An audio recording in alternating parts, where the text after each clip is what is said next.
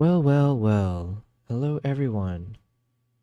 As usual, when I start this stream, everything breaks. So let me restart this music thing. Do I need to restart the Chrome browser? Yes, I do. What else is broken? What else do we need to fix here? Hopefully you guys can hear me okay. We got that going. Hello, hello. Low Bass is in the chat, and so is Daytor. Low Bass says, how is you? I am always doing well. Much better health wise as well. One thing I'm noticing, okay, hopefully you guys, can you guys, is the stream stable? I just saw that I got a lot of dropped frames. Mm, okay, let me go into monitoring mode real quick. See, oh, did I fix everything from before? I thought I did. Low Base says, having a functioning stream is overrated. Well, that's a good timing, because, yeah, hopefully everything's fine. You said looks okay to me right now? Okay. Yeah, for some reason on OBS, it said dropped frames, 8,284 dropped frames, and it's hovering around 35%. It's like, what? So hopefully that just happened earlier and things are fine now. But welcome. Thank you very much for letting me know. Welcome to day 115. 115 of the stream. Wow. Amazing. I still haven't figured out what is the best placement of this microphone. Oops. Like, I don't know. Give me a second. I've got like 2 stacks of Kleenex, knowing that I'm gonna be congested. Although I feel much better right now. The morning I was still a bit congested. I think I'm a bit better now. Let me see here. I still don't know. Am I supposed to place this microphone? Because right now you can see it's like, if this is parallel, it's just ever so slightly tilted upwards. And I wonder if that's fine. Does it have to be more like a 45-degree angle? Does it have to be more top down? Does it have to, do I have to be like talking straight into the mic like this versus like talking into the side of it? These are all questions that people should figure out. And by people, I mean I should figure out.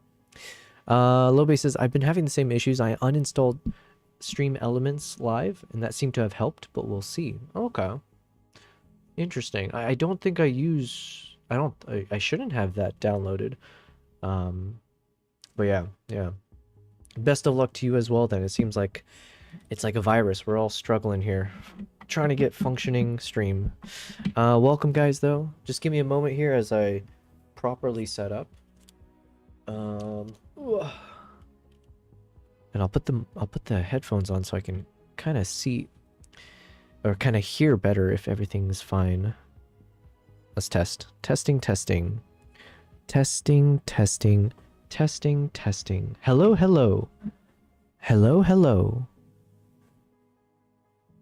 I don't think you're using it. No, I'm definitely not. But like I remember in the beginning when I started streaming, I was downloading a bunch of random shit. So there's a chance that I had downloaded that thing. Sorry guys, we're going to start off by doing a bit of technical difficulties, right? How fun. This is why you guys tune into the stream. So I'm going to pause the music and I want to see if I can hear if I can tell a difference based on where I speak into the mic. So if I'm talking like this, testing, maybe the S sound is a bit loud. I'm not sure, but it feels very clear and crisp when I'm speaking directly into the mic from like the front angle of it. Versus now, let's say if I speak through the side, I'm assuming, well, to me, I can't hear through the headphones as well. So I imagine it's meant to be speaking into like, I don't know, maybe it's like some kind of direct, yeah, I don't know. Let's call it this angle here. If this is, this doesn't work on this camera view, does it? Point is, it should kind of go in this direction. So with that in mind,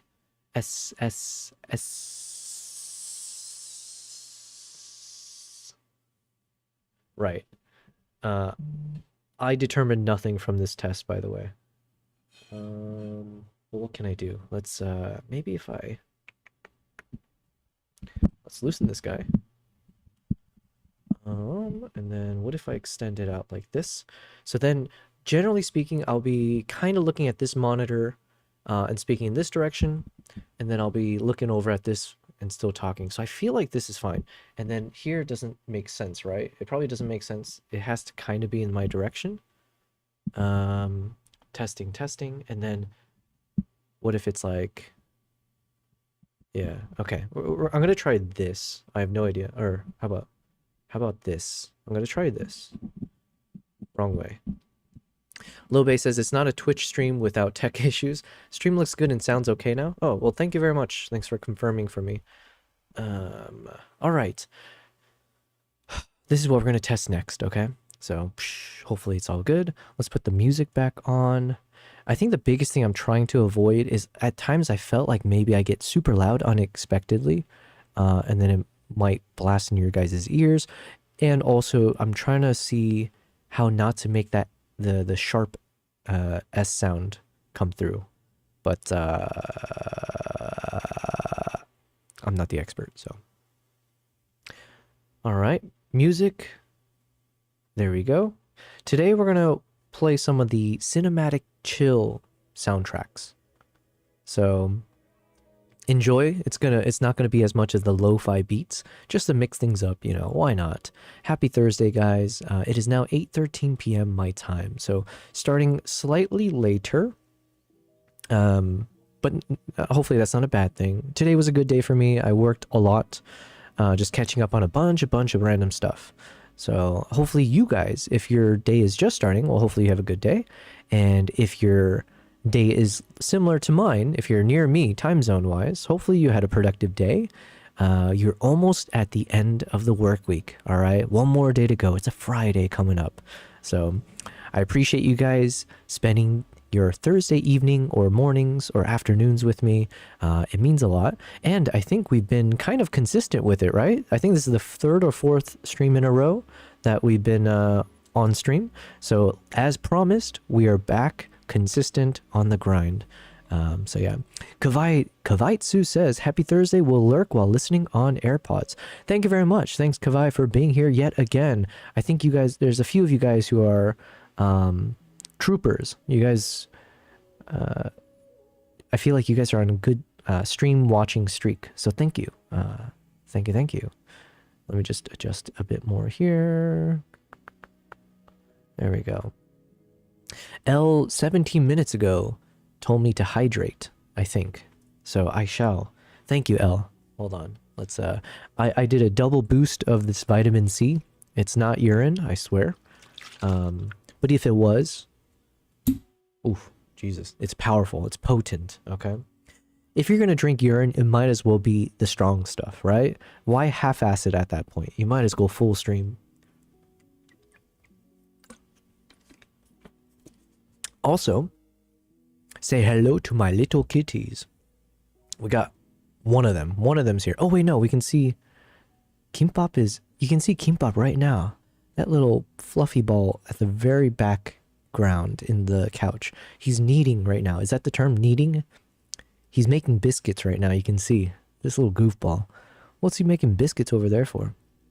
I did just feed them, so I think they're kind of in this chill, meditative, food coma-esque mode. But yeah, we'll let him be. Hopefully he enjoys that area. That's where I sleep, by the way.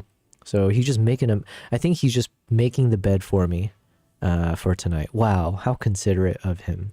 And we got Nala over here. Wow, you look a little chunky today, Nala. I think it's just the angle. I think the camera isn't the most flattering. It's adding like 15 pounds here. Low says, no judgment here. I didn't think it was urine until you said it wasn't. Now I suspect you protest too much. Listen, I'm just trying to make drinking urine great again. Wait, no, that doesn't work. Make urine great again? Muga? Yeah, whatever. Point is, yes, you caught me, Low Bass. I'm just trying to normalize something that apparently I do all the time and getting you guys warmed up to it. But if I were to drink it, I would drink it cold. None of that warm stuff, you know? This is why I don't like tea, or I like iced tea. Wow, both of them are making biscuits. I wasn't paying attention.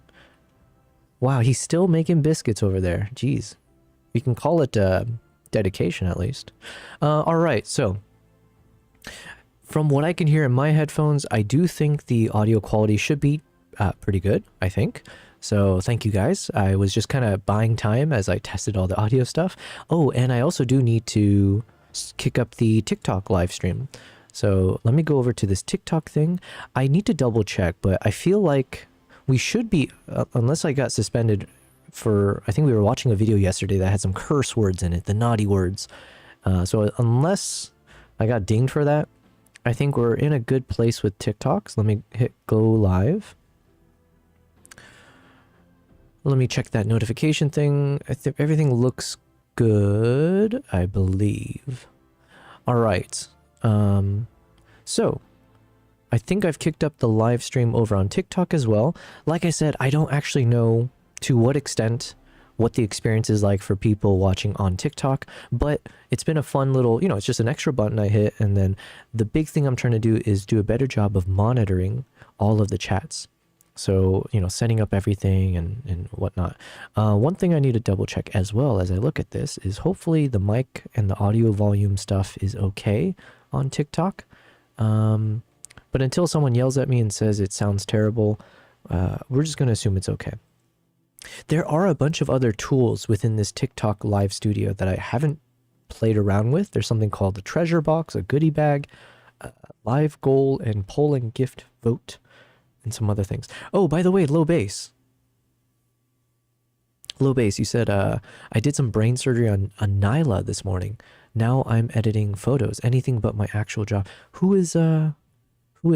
Nyla. I apologize if you told me before. Brain surgery on Nyla. Oh, is that like a AI related thing? Yeah, I hope so. I hope you weren't actually conducting some brain surgery. Not that I know you that well, low bass, but I don't think the parts of you I've seen screamed brain surgeon, Take that as an insult if you like. I have no idea how I meant it. But yeah, whoever Nyla is, I wish Nyla the best. Hopefully survived the surgery. Oh, but yeah, low bass, I was going to ask. She's my personal stream bot based on a character I created. Gotcha. Nice. Do you know much about these like co-streaming stuff? Is there like something where people... Because, okay, before we dive too deep into today's stream, let's just warm ourselves up, okay? Before we get into proper photo and video editing, as per usual, the question I had was, I'm trying to be more collaborative with my streaming stuff, right? That was one of my other goals, is like, as I'm now more comfortable with live streaming, how do I do collabs or whatever? So a shout out to Cyronius, because he hopped on a call with me a few days ago, and he was just kind of doing some like tech troubleshooting for me as we're brainstorming ideas. But that, like, I would love to do more of that kind of stuff, having other people hop in the call to like talk about whatever subjects, or even doing like some kind of collaborative stuff. But I have no idea how that works on Twitch. The other issue I run into is that in Dubai, Discord does not work when it comes to like the voice calls, video calls, unless you're on VPN, which is like such a frustrating thing. So, ooh, look, I think someone's coming over. Oh, just in time. That's called paying attention. Wow. Bravo to me. Look at that. Look at Kimpop over there. He does look good in this lighting, I will say. Okay, sorry, I got distracted. What was I saying? Yeah. So anyways, I didn't know, low bass, if you've ever played around with that kind of collab stuff, or if you've done any like viewer call-in kind of concepts before. But that is something I do want to start testing out. And then the unfortunate thing is I was using Google Meet in order to get Cyronius in the call. I would love to figure out how I can do it with Discord, but my big concern is if I turn on VPN, excuse me, my voice is getting more gravelly.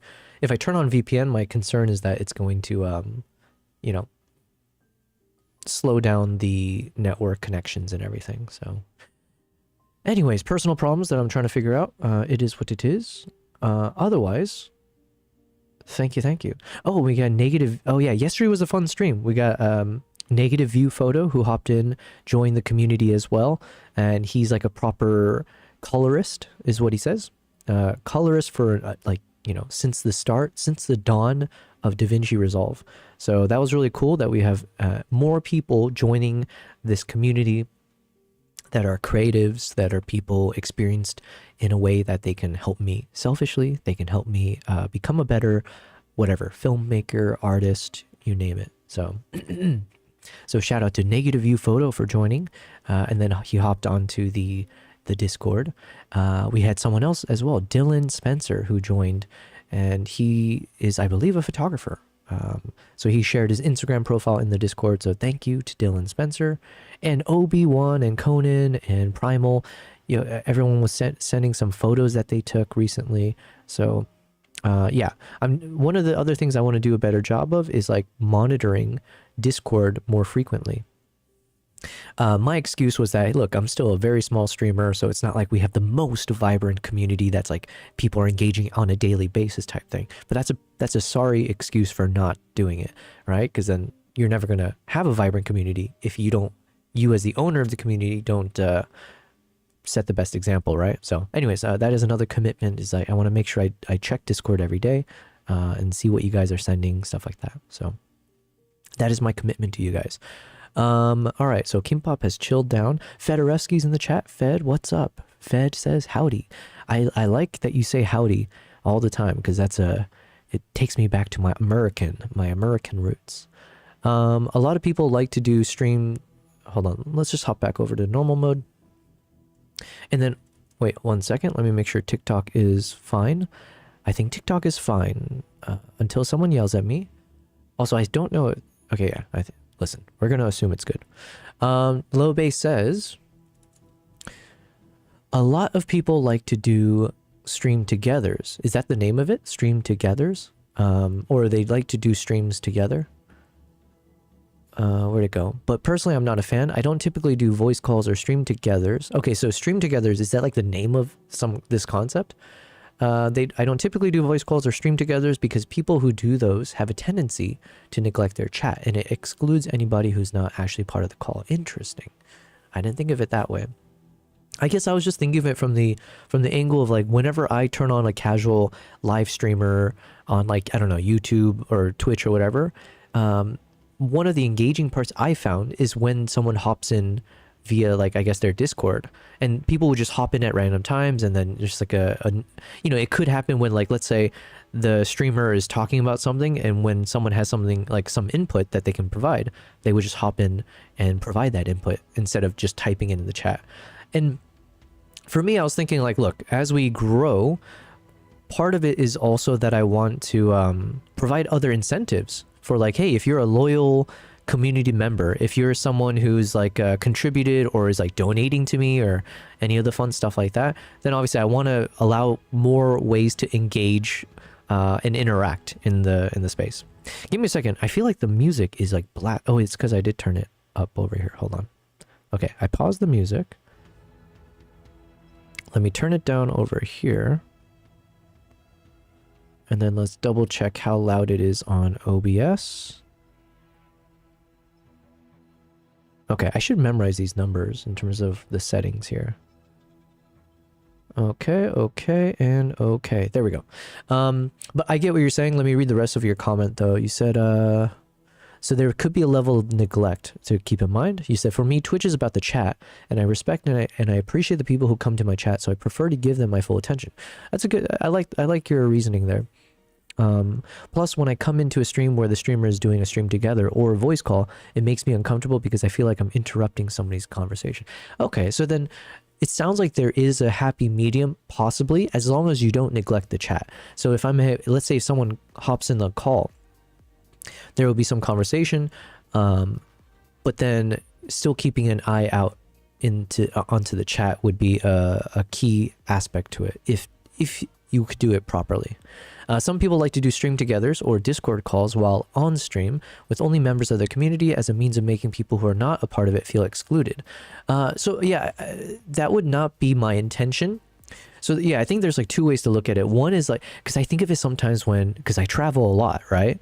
And you notice this all the time when you're traveling, and every part of the airport experience, at least once you're at the gate, once you enter the plane, it makes you aware of the class differentials where, you know, it's like, hey, can we get business class? Can business class please come up first? And like, you know, and then when you have to walk past, oh, there's nothing more humiliating than if you're in economy and then they force you, I swear they do it intentionally. They force you to walk past the business class section. And believe me, because I fly a lot of international flights for what I do, it's not like flying American Airlines business where it's like, oh, the seat maybe looks a bit more comfy, maybe. No, you're talking like Emirates class, business class, where it's like they get their own, like, you know, the bed goes all the way flat. They've got champagne already poured out for them. They've got like a full enclosure and everything, right? Everything's gold. And they force your ass to go right past it all, right? So that kind of thing I do feel is very exclusionary, or I don't know if that's the right term, but yeah. Whereas like to me, it's not to make it feel that way. It's more just to show you like, look, obviously, I just want to always provide more value. I don't think there's nothing wrong with that. I want to provide more value, and that value could come in the form of like something visual, like a badge, like, you know, whatever icons. It could come in like more access or exclusive type things, or more direct engagement with me. I think that's fine to show. I also value people who've been loyal to my channel or like to the stream. So I do want to reward that kind of like loyalty, such that yeah, I don't view it as socialism is what I'm trying to say. If you put in more time, and if you were supporting me even back in the day and all that kind of stuff, I want to show that appreciation. Anyways, I'm rambling a bit. Let me read what you said. My guess is this is meant to make them want to join the community, and while it's not bad to want people to join your community, I think that's a sleazy method of doing it. Fair enough, I take your point there. My suggestion would be get better at answering your chat, then think about getting on calls while you're streaming. Yeah, you bring up a few good points there, where I think instead of jumping the gun, it's about like perfecting what you've got now first before you jump to like another level of before I expand what my stream can do, I need to make sure that I have a solid foundation. So I think I 100% agree with what you're saying there.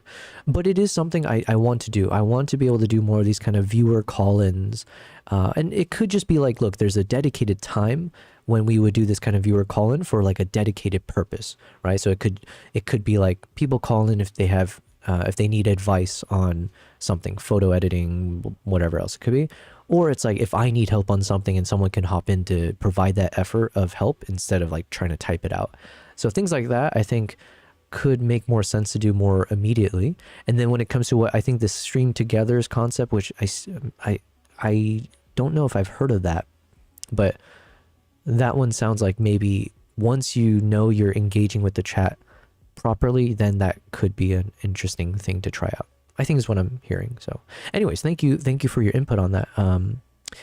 It all comes in the name of I just want to keep exploring different ways to improve my streaming capabilities and whatnot. And of course, one of the biggest ways we're going to improve is going live with it on my travels. So that hasn't changed. I'm still doing a lot of research behind the scenes to get prepared for when we start to do our IRL streaming for wildlife stuff. Okay, so now that we've talked about all that kind of fun little things, I think I wanted to start off with, oh yeah, you know what, and this is one thing I do want to start off doing at the start of each stream, kind of. Here, let's switch over now. Hopefully you guys can see this. Why does this keep breaking? I'm getting so frustrated with OBS right now. Because like either the music player, the Chrome browser audio, or sometimes it's like studio display, it'll just, it'll crash. And then I need to like restart it to get it to freaking work again. Hold on, give me a second. What would it be called? It is a, is it a Mac OS screen capture? Yeah, okay. Let's add this in. And then let's drag it all the way to the bottom. And then let's hit restart. Okay. Perfect. All right, here we go. So one thing I was thinking would be fun to do basically at the start of each stream, kind of like a warm-up, is I was using, oh, and then low bass, maybe this is something you could appreciate or give some advice, but I was testing out Claude. I've been testing out Claude a lot more these days. And Claude has given me, I asked Claude to build like an interactive browser game. Can you refresh and send me the latest version? Also, when I play the one you previously sent me, I noticed it doesn't fully work, where if I choose a category and difficulty level, it doesn't actually listen to my selections, and instead just did a multi-variety across it all. Okay, so I was playing around with Claude AI, and I basically was like, yo, I would like to do a bit more like interactive gaming kind of concepts in my stream, but still kind of in the genre that I function in, which is like wildlife and travel and filmmaking, stuff like that. So I basically asked if Claude, I also wanted to test if Claude is capable of doing this, because I keep hearing everyone talk about vibe coding and all these epic things that the AIs can do these days. And it was actually pretty impressive. It generated this kind of like interactive game for me where it could just basically quiz me on various topics, including wildlife related stuff, travel related stuff, filmmaking concepts, as well as like camera techniques and whatever. So I thought that would be fun if I could like play this every day just to keep honing my knowledge. And yeah, it's a little bit of knowledge consumption and, you know, bite-sized knowledge in a gamified way. So I'm just trying to see if I can get it to run another version and fix what was broken before. I also like that in this Cloud, I don't know if do you say Cloud or Claude? As I say it out loud, I feel like it must be Claude. I have some bumblebee photos that are absolutely perfect, except for the bright ass flower stem behind them. It is killing my soul. You know what? We were doing a bit of photo editing the other day, and I was looking at some photos of from Sri Lanka, and I think I had the same feeling as you. I was like, oh, this could have been nice, except for that one thing that's obstructing it, or that one thing that kind of breaks up the nice clean background. I think this is the curse of being too deep into like photography, right? Where you now start to become more selective. Where if you can rewind to when you first started off in photography, the shot that you took right now, the one you're talking about, I'm sure you would have been like blown away. Like, this is amazing. This is the best. So I think we do get more critical as we level up our skills, unfortunately. Or I don't know. It's not unfortunate, but we have a, I guess, more critical eye. But keep that in mind as well. Well, it depends who you're trying to please. I'm assuming you're trying to please yourself, and when you like edit these photos and you want to be satisfied with whatever the outcome is. But you know, if it's not just for yourself, you can imagine a lot of people who might love the photo that you're working on, regardless of, you know, if you think it could have been better. Maybe to the average person, they would see this and be like, "Wow, thanks for sharing that. It looks amazing." What was I saying? Oh yeah, I was saying one thing I like about this Claude AI is it shows its homework. You know, you get to actually see when it's like generating things. Like, I think right now it's building up a database of a bunch of wildlife things, like quizzes that it could ask me. So that's kind of cool. Let's see, I see the issue now. The problem is that the toggle button started with selected class in HTML, but the state arrays are also pre-populated. When you click to deselect, it toggles correctly, but the logic for reading the current state isn't being used. Let me fix this properly by reading directly from the button states when starting the game. Okay. As if I understood a single thing that Claude said, but I'm going to nod along and be like, yes, thank you. Another thing I want to do is I want to watch a few different videos. So everything is kind of in the name of improving my craft. I'm also happy to do more like entertaining stuff too. Like, what was it? A few streams ago, we were basically watching videos of Steven Seagal. Was that yesterday? Honestly, I don't remember. We watched some videos of Steven Seagal and the art of bullshito, is what it's called. And man, I was like laughing my ass off, just I didn't know Steven Seagal was that funny, unintentionally. Yeah, so and that had nothing to do with photography or filmmaking and stuff. So, I think it's good to have a bit of balance. One thing, like I said, in the year 2026, one of my goals with streaming is to have a bit more structure for the streams. So like I said, maybe having a proper introduction, or like, here's what we do in the first 30 minutes of the stream, and then we're going to start with XYZ. We're going to do a bit of video editing, photo editing. We're going to spend some time where we browse a few videos on YouTube, or if someone sent over some videos that go over, like, I don't know, anything that I feel inspired by for like being a better YouTuber, being a better filmmaker, better photographer, or anything else. So I think like doing those kind of dedicated sessions would be good for my stream, and to add a bit more structure and routine. And then, yeah, I mean, those are the main things. All right. So as we're waiting for Claude to complete its task, and the longer it takes, the more excited I am, because I'm hoping that means it's a good thing. Let's go ahead and watch this video. I have it loaded up here. Instagram says it's changing forever. So this is from our boy Mati. Is it Matt? No, Mati Hapoji, right? Is that his name? Mati Hapoji, I think. Okay, so something changed with Instagram apparently, and I think it's worth, or I should, be aware of these things. So let's check this out. Mati Hapoja. Okay. That was close, I think. Talking about a major shift that's happening on Instagram, and a lot of people are freaking out. But honestly, I think I'm excited. Adam Mosseri said that a major shift is happening, and that is that authenticity is becoming infinitely reproducible. And I 100% disagree with that. He's saying that now with AI tools, anyone can recreate being authentic. And I completely disagree with that. It's kind of like saying that now that we have 3D printers, we can all 3D print Rolexes. And that we obviously right away understand how stupid that is to say. And even if it was a state-of-the-art 3D printer, you might fall for it for a little bit, but as soon as you find out that, oh, it's a 3D printed Rolex, it's just not a genuine, real Rolex anymore. Once people know the scam is over. But I'm so glad that he's in the... Sorry, I had to keep blowing my nose. I just said I was feeling much better, but apparently I'm still congested a little bit. I think talking nonstop makes it act up a bit. Lobe says, so somebody came up to my desk right after you started talking about Claude, and only just now left, so I missed pretty much everything you asked.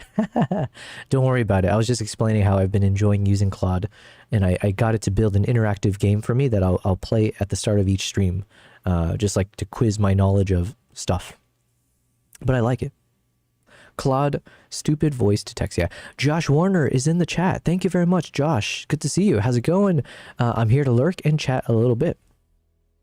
I'm doing very well. Thank you. Physically, I'm at 97%. Yeah, it's just started streaming. So today was a little bit of a late start to the stream. And I was just kind of setting some context of things that I want to continue doing when it comes to the live streaming structure. And then we were just starting up a video from our boy Mati Hapoja about how there's some changes coming to Instagram. So we're going to check this out, and then I'll be doing a bit of photo and video editing throughout tonight's stream. So, but yeah, thanks for being here, Josh. Let's watch this. There's things that I really agree with and things that I disagree with what he's saying. And I'm not 100% sure if this is how he actually believes, but this is good for Instagram and their strategies. And usually change is hard and really annoying, but this, I think, could be really good for us filmmakers, photographers, and YouTubers. So Adam Mosseri thinks that now with AI, anybody can be authentic because of the internet, and it's the power's all with individual companies. And Also, who is Adam Mosseri? I'm assuming because of the way Mati just talks as if everyone should know who he is, I'm assuming this guy's like super famous. And also, it's got like 100,000 likes. So I guess Adam Mosseri. Let's look him up.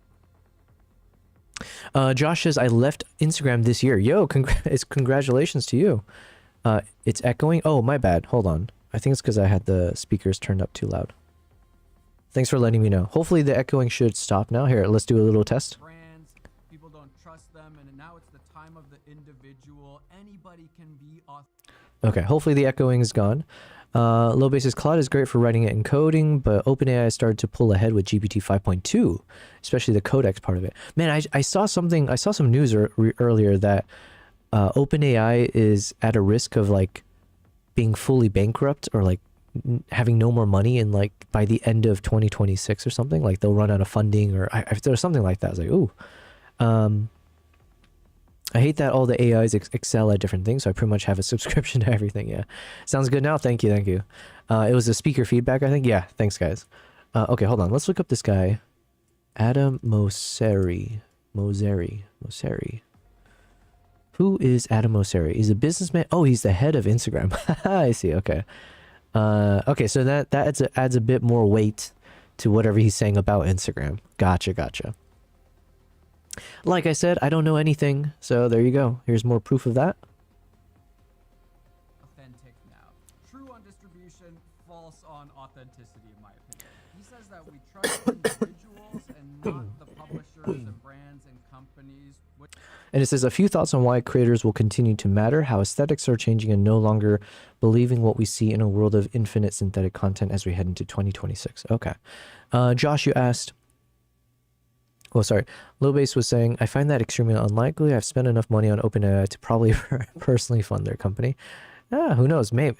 I'm sure it must take a lot to power these engines, right? Josh says, as very pro AI folks, what do you guys think about the environmental impact? Exactly, as you're saying. I wouldn't say that I'm very pro AI, and we have like differing opinions in the chat. Shout out to Maple Glades, who is a fellow streamer, photographer, does a lot of IRL stuff. I know he had hopped in a few days ago. Hey, what's up, G, over on the TikTok side? What is this video about?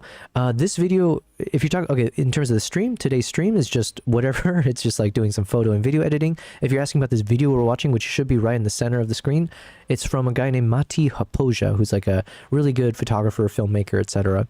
And he's just doing a breakdown of why Instagram is changing, I think it was called, or Instagram said it's changing forever. So he's sharing some thoughts from the head of Instagram, who was saying something about authenticity is now easily replaceable with AI, or at least that was one of the tidbits of info he was breaking down at the time. But thank you for asking, and thanks for being on the TikTok side. And what's up, Brandon? BC's in the chat. Join in Heist already. Let's go ahead and join. Welcome to day 115. Hello, good sir, says BC. Yeah, sorry, I was saying Instagram is meh, no traction or anything anymore. Well, I've kind of left Instagram a bit intentionally a couple years ago as I started traveling nonstop, and my goal was to focus on YouTube. But I do want to revitalize my Instagram. I'm currently revitalizing TikTok, right? I'm trying to put my presence out there more often. So yeah, I still have a love for Instagram.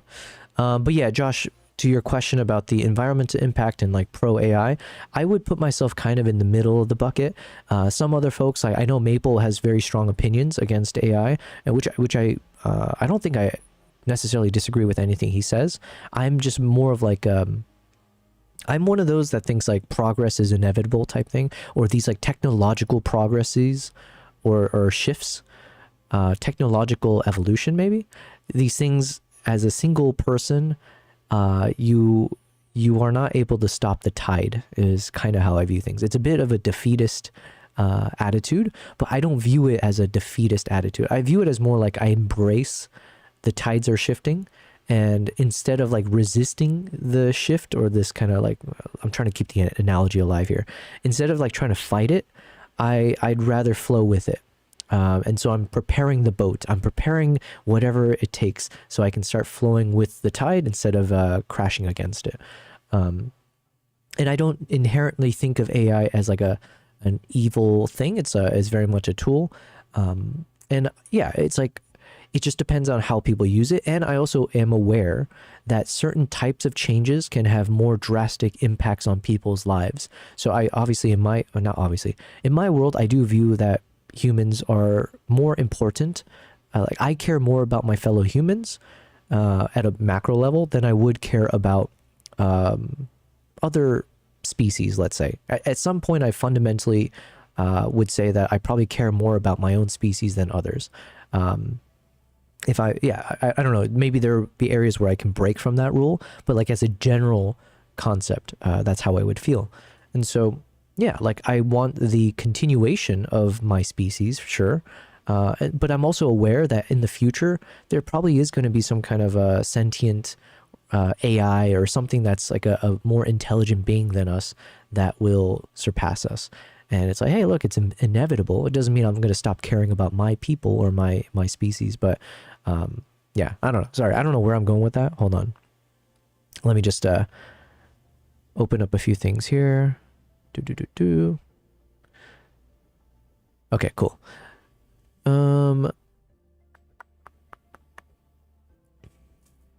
Substack is the place to be. You know what? I was curious about if I should start a Substack. But you know what? I'm stretched too thin right now. The environmental impact of AI is a definite problem, and I sincerely hope they work to do better. However, I would point out that it's not an issue unique to AI. Any large-scale computing operation you can possibly think of has an environmental impact. Yeah, I remember they were saying the same thing with like cryptocurrency, right? They were talking about like in order to mine Bitcoin, there's like so much energy that's being consumed to make it powered, almost to the point where it was ironic, where I think maybe they were saying like, oh, if you look at the fiat currencies and the traditional banking system and like look at all the, you know, how bad it is to the environment or whatever. And then it was like, in reality, to even like mine the Bitcoin, it potentially could be costing a lot more energy and consumption. I don't know. I didn't like fully follow that. Nearly all of them use water to cool their data centers. Nearly all of them use tremendous amounts of power. So before we point the finger at AI, we should also consider any other computing service that we use. Yeah. The only real crime of AI is the same as the crime of any other major piece of technology. It's a magnifying glass for human nature. Good people will use it to do great things. Bad people will use it to do terrible things. And most of us will fall somewhere in the middle. I personally just choose to use it as best as I can, as ethically as I can, to help myself and our community. Our translators are a prime example of that. I love Substack so much. I don't know if I'm a good writer. So the irony is if I use Substack, I'm basically going to be using AI to write it for me. I think I'm a generally good speaker, or like I have thoughts and I can convey those thoughts, but maybe not in the best combination of words. Even more basic than cryptocurrency, cloud computing, Google Drive, social media, anything that is large scale and uses computers, everything we use a computer for. Try to get better at writing. I am trying through the scripts, you know, like through my YouTube videos. That's how I'm trying to get better. Yeah, so I think low base, I don't disagree with you at all. I think sometimes we are very selective with the issues that we choose to care about, and I don't find fault in that either. It's good to have some direction, and you know, it's just more of like, to your point of like, what are the real problems that need to be solved? Is fighting AI and calling it like anti-environmental or something, is that the right enemy to be, you know, painting a target at? Is it a scapegoat? Or are there things that are more pressing? Yeah, I don't know. And that's it's not for me to really, well, I wouldn't say that, but I just don't know any better. But generally speaking, I agree with you. It's more just like, I just want to use it as a tool for how it can make my life easier or better. And then my hope is that other people can also pick it up to make their lives better. The big thing that I know is different about AI compared to some of the other like technological marvels or evolutions that happened in the past is that this one can happen on such a grand scale. Excuse me. It can happen at such a grand scale that there's going to be a lot more humans that are displaced by technology replacing them, right? So I know in the US, we oftentimes talk about manufacturing and how like that industry almost got like, it just got a huge axe to the face type situation. And a lot of people lost their jobs because of robots and like, you know, automation that came through. And so then, yeah, like obviously that's good for the economy. It's good for society that we had more efficient manufacturing plants that can build more things to help more people to have a more productive life. However, it meant the individual workers that used to work at those plants were now out of a job.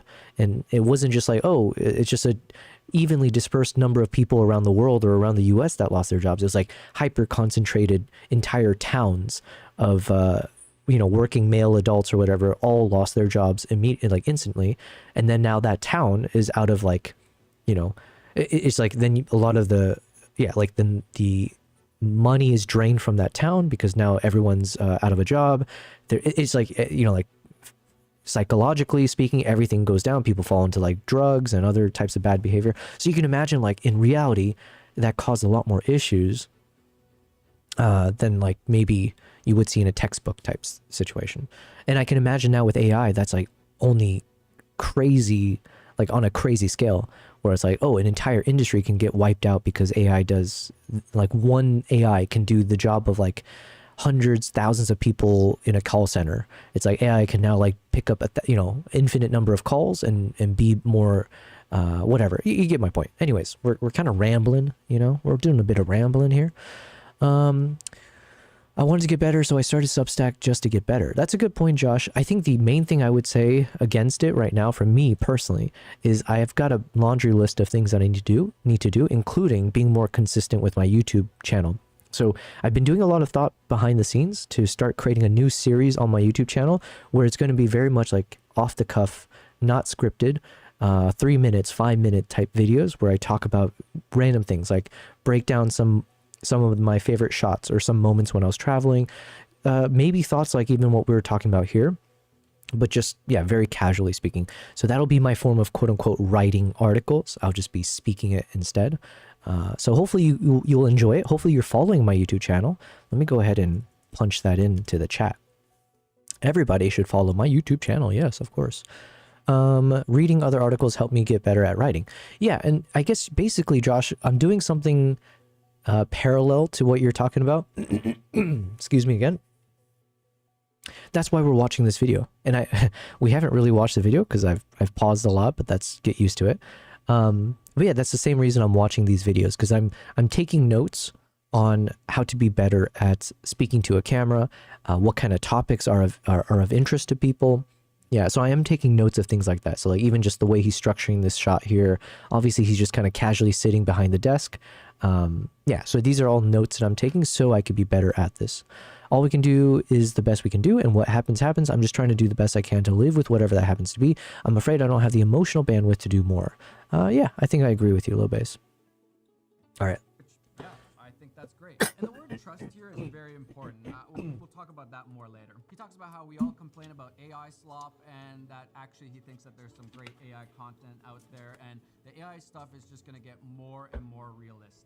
And then he says, authenticity is becoming a scarce resource, driving more demand for creator content, not less.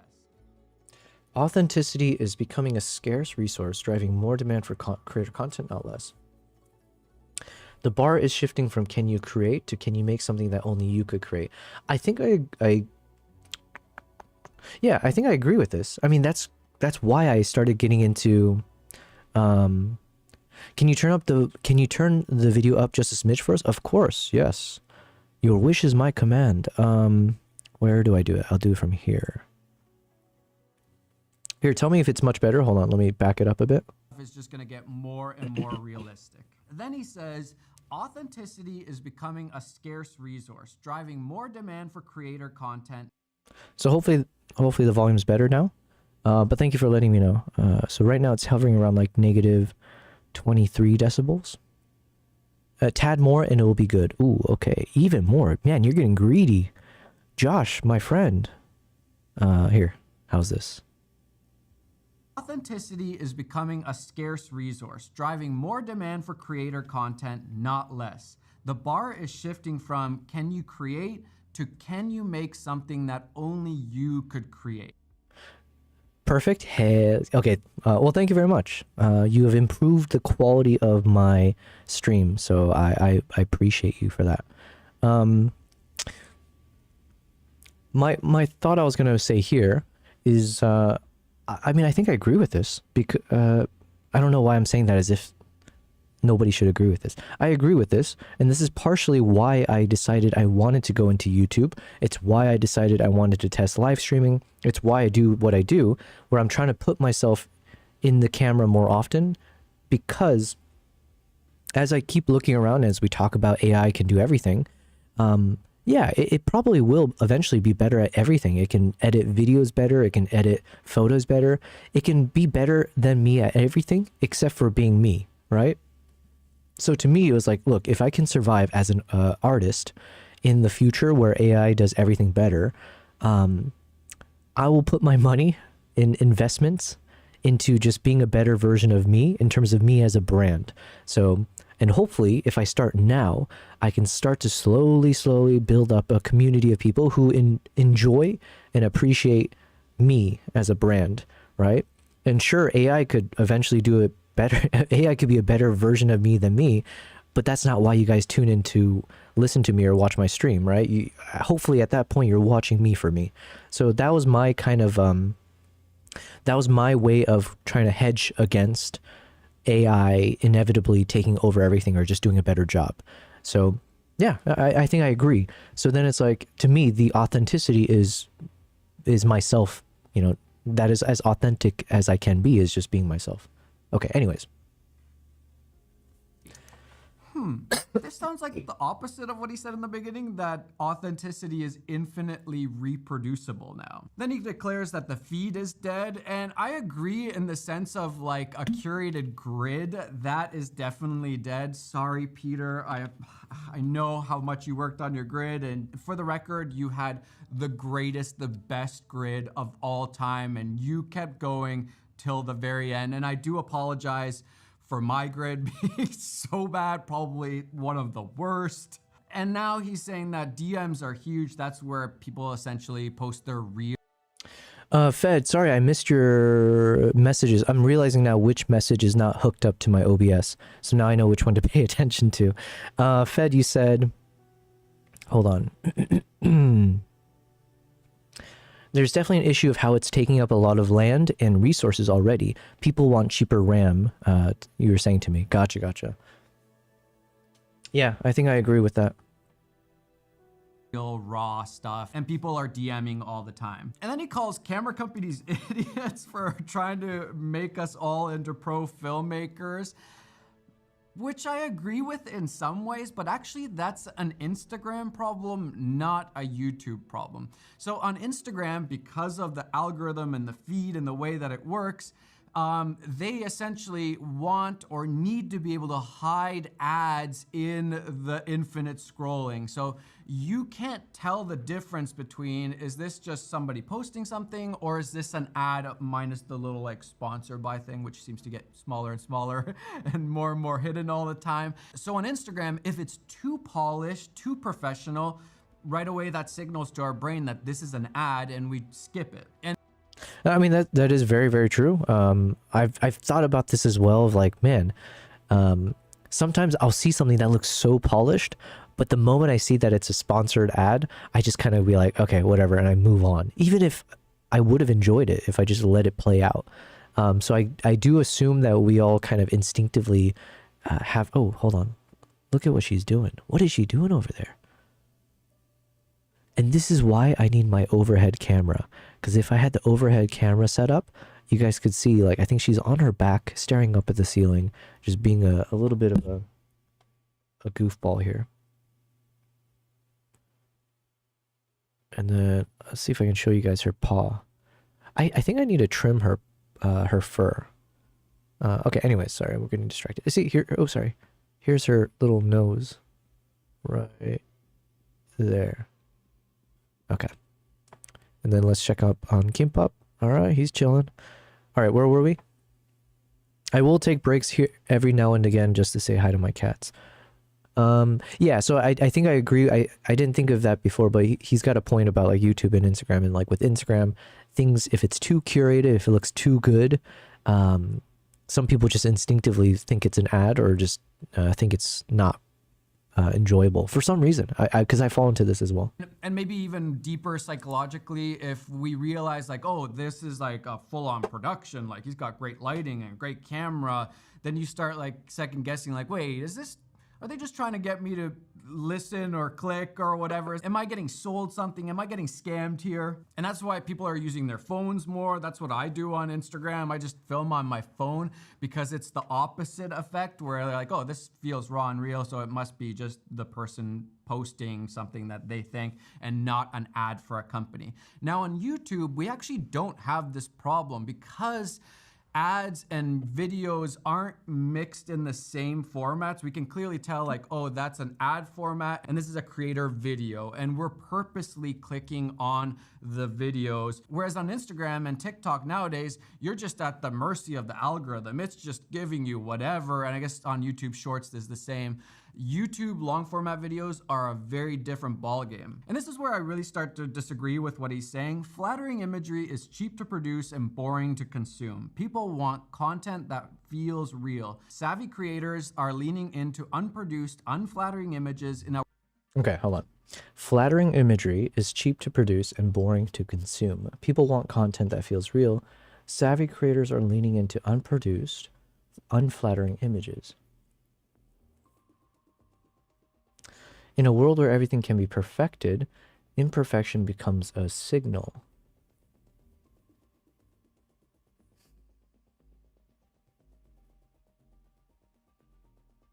I don't know. I'm trying to think. Yeah, I guess now I'm trying to think from the lens of Instagram versus YouTube. But like for me, if I see flattering images on YouTube, or sorry, on Instagram, I will always enjoy that. It's just more like we need to know if it's AI or not. Obviously, if there's something that it shows like, hey, this was AI generated, then like, okay, I lose that wow factor. But I will always appreciate a flattering, like really nice aesthetic over like a, you know, an iPhone shot of the sunset versus like a shot with the Nikon or the whatever Sony, Canon, whatever cameras. So it's more just like, I don't want to be tricked. As long as I can tell, or if there's something to let me know that this is AI or not, or this is an ad from a company or not, then I will always choose the flattering image over the cheaper looking thing. A world where everything can be perfected, imperfection becomes a signal. Rawness isn't just an aesthetic preference anymore, it's proof, it's defensive, a way of saying this is real because it's imperfect. And then this part I agree with. Well, I agree with it, but not for Instagram. I'm agreeing with it with how I've been approaching my YouTube channel. Where like with YouTube, why I'm doing these live streams is because there was a big question mark, and I'm assuming a lot of people struggle with this as well, of like, could I actually speak without a script and sound professional or sound engaging or whatever, like charismatic or blah, blah, blah. And it was a big struggle for me, like my entire childhood, my entire like university, as an adult, blah, blah, blah.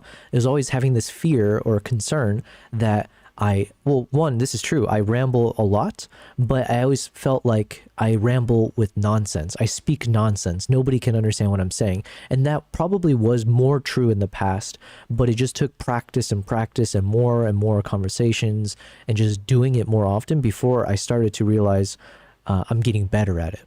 And yeah, that was my challenge for why I decided to do live stream, was like, look, no time better than now to turn on this camera. And not caring if like 0 people are watching, that's actually better in some ways to see like, can I actually speak properly with nobody there? And then with a few people in the audience, whatever it is, like, can I just actually string together coherent words in a way that people understand what I'm saying or they want to tune in, but not always perfectly. So I agree like about like being imperfect. So like obviously I'll stutter, I'll say the wrong words, I'll have the wrong cadence, I have filler words, but I think that is also relatable as well. So anyways, yeah, I think I agree on the YouTube side, or like the live streaming kind of concept.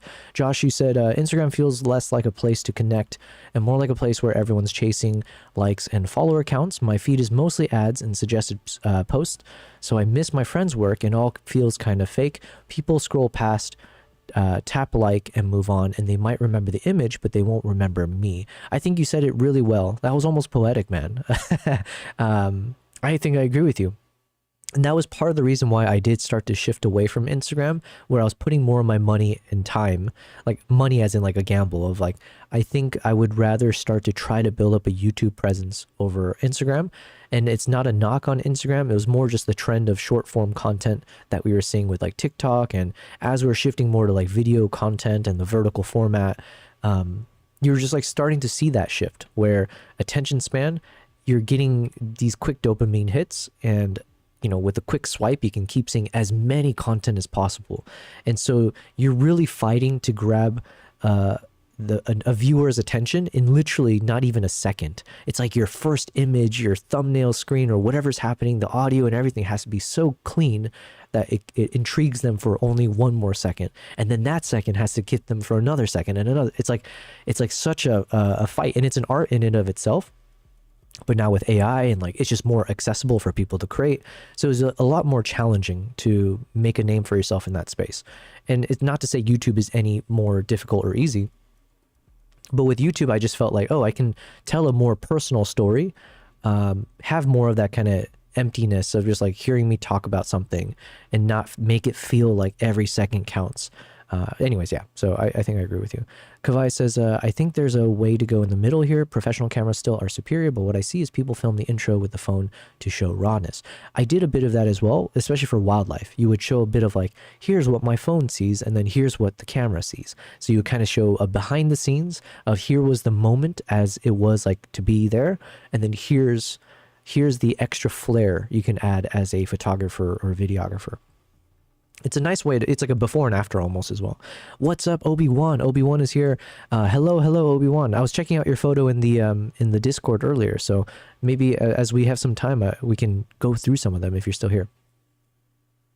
Josh says YouTube offers more of a connection to an audience, so I'm for you moving towards that. Yeah, it's been a fun journey, but like this is not me saying that, you know, like, oh, I don't like Instagram or TikTok anymore. It's just I realized that it's harder to share yourself, like even as this post is about your authenticity, it's harder to show your authenticity on a platform like Instagram and TikTok as opposed to YouTube, let's say. But I think the live stream concept is also like a game changer. Excuse me. See, I'm not fully healthy yet. What I was going to say is that TikTok Live, Instagram Live, YouTube Live, Twitch, all of these things also has now become more commonplace. It's more readily available. It's what everyone's accustomed to. And that is really where you can be more authentic. Obviously, you can still be fake the whole time.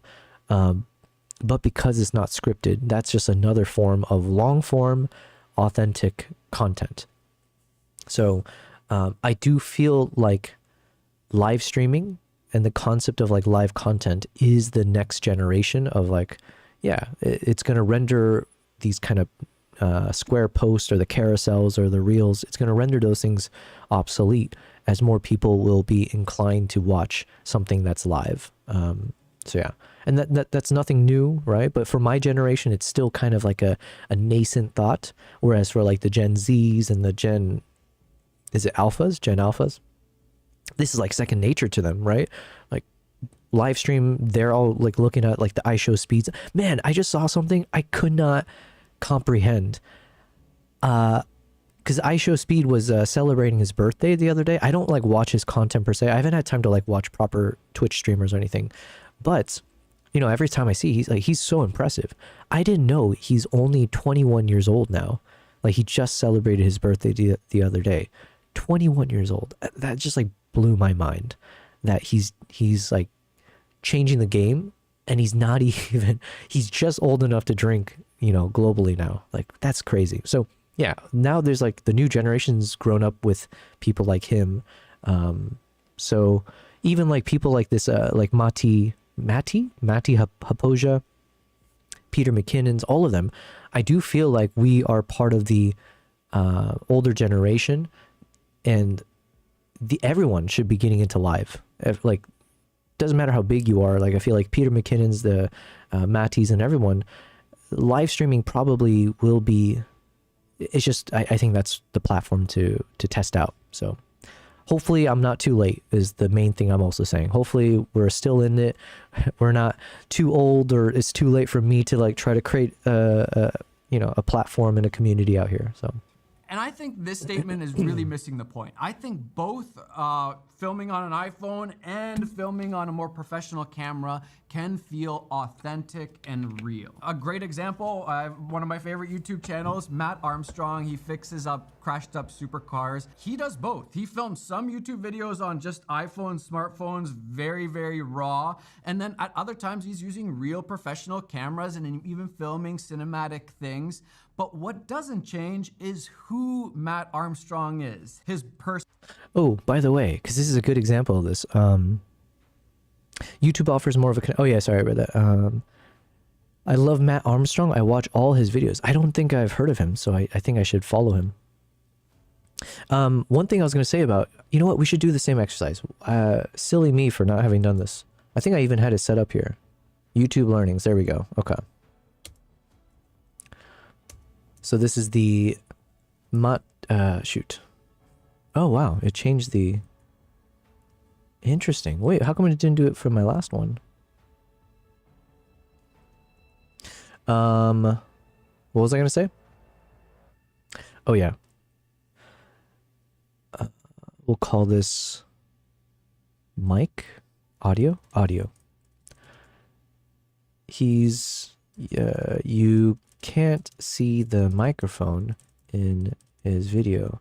I'm curious what mic / system he is using. Boom mic ? So yeah, because we were having a conversation about microphones and stuff. And yeah, I guess I just realized. So clearly his audio is very clean and he has it where you don't see the microphone at all. And I feel jealous because I think I want something like that. I don't always like having this big ass microphone blocking part of the frame. So I need to figure out what he uses. Personality, the person we trust, his friends, his dad. And every video we watch, we get to know and trust him even more. Real people being authentic in who they are trumps. Fed says, just say Matti. His last name is so hard to say unless you're from Finland. What did I say? Hapoja. Matti.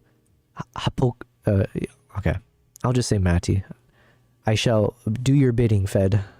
Tricks of authenticity any day. And right now, using an iPhone is just a trick of signaling that I'm being raw and authentic. A year from now, that might be the complete opposite, and everybody knows when you're filming on a phone, you're just trying to look real and raw and authentic. And this is important.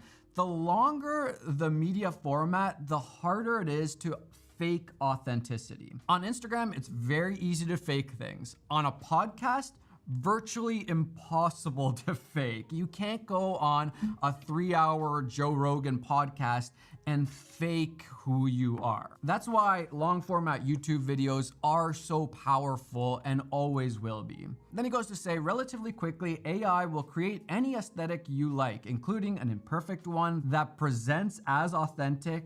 At that point, we'll need to shift our focus to who says something instead of what is being said. Then he says we can't tell what's real and fake anymore. We're all gonna have to be skeptical of what we see now, obviously. Platforms like Instagram and TikTok are gonna get flooded with AI content, and they're gonna do their best at identifying what's AI and what's not, but as it gets better, they're just gonna get worse and worse at this, and they're already pretty bad at it. I mean, one thing I wish, because I think wasn't there something recent where like the head of YouTube or whomever were basically celebrating a shift towards more AI? If I'm not mistaken, they were like celebrating how we're going to be doing a lot more AI content, or we're allowing for more of it to thrive on the platform. I could be making stuff up, by the way, but that was like the general sense that I felt like I got at whatever the recent when they're just announcing a bunch of new changes and stuff for YouTube. And I remember at the time thinking that's not encouraging because, you know, like I said, even though I might consider myself somewhat more neutral when it comes to the effects of AI and things like that, I do feel like there needs to be a lot more regulation put in place. And just because I don't think it's personally like super negative on certain things, it doesn't mean we have to like encourage more of it, especially in an artistic world. Because what do they call it? AI slop, right? Like, yeah, there's a lot of that. Do we really want to encourage that though? I don't know. Camera companies are going to start stamping camera footage with the realness, authenticity stamp. But the problem of fake bot accounts, AI slop, it's just going to keep going. Now, this is interesting. In a world of infinite abundance and infinite doubt, the creators who can maintain trust and signal authenticity by being real, transparent, and consistent will stand out. Yes, yes, yes. And then he says they're gonna have to build better tools, but they already told us that they're not gonna be able to keep up. They're gonna fail at this. But you know who won't fail? Us, the viewers. We are gonna keep watching our favorite creators that we know and that we trust. The real people. And the more AI slop that goes onto these platforms, I think the more we're gonna wanna hold on to those friendships that we've made with creators that we watch. It's about the friends along the way. That's what he just said. Nice. And I feel like the solution is actually pretty clear. It's pretty simple. How about we just choose what we want to watch and see instead of making an algorithm that feeds on our lizard brain? Let's go back to the follow actually meaning something. I think that's gonna be the only way to combat all of this AI slop. Just imagine when it's gonna be like 10,000 AI slop videos to one real human video. The algorithm is just not gonna be able to keep up. And in fact, that AI slop content will be curated to just like take advantage and abuse the algorithm, abuse our lizard brain. And when we start seeing way more AI videos than real human videos, we are all gonna get bored. And that already happened with Meta's AI platform. They didn't have any real people on there from the beginning, and that failed. Yo, is Meta still a thing? How embarrassing. How embarrassing. Without actually know if it, maybe it has like been successful, but that was the most cringe shift I've ever seen a major company ever do. Like, why would you change from Facebook to Meta? I mean, not that there's anything wrong with the name, but then the Meta product just being like this virtual reality world, when like everyone, I thought everyone's sick and tired of virtual reality, and they're like going all in on it, and it looks so terrible for so long. I don't know, maybe it's gotten super good now. And I am speaking negatively when I'm like, yo, I need to get that Meta sunglasses. I do need to get me some of that Meta Ray-Bans. So yeah, maybe I'm being a little too harsh, but my God, was that not cringe? Fed, you said, but over time the AIs are going to be the friends people met along the way. Yeah. Yeah. You know, you remember our two friends at the start of my streaming journey? What was his name? What did I name ChatGPT in the very beginning? There was like Atlas. At one point his name was Atlas. There's a name before that. And then Amber, I think, is the current name of our ChatGPT. So they are becoming my friends. Right away. And Sora seemed like, oh, that would be a little bit more interesting because it kind of has like real people or their likeness, even though it's all AI videos. That also has just completely failed. Nobody cares about that. Nobody talks about it. The only way to combat all of this AI slop is to choose what and who you want to see. And if you want to see AI slop, you can follow that. But if you don't, follow real humans, and then you get real human content. It's very simple. It's already what you... And not just real humans. You guys should follow real cats as well. Oh, speaking of which, segue. I have a new YouTube channel called Lo-Fi Catnaps, which I'll punch into the chat right now.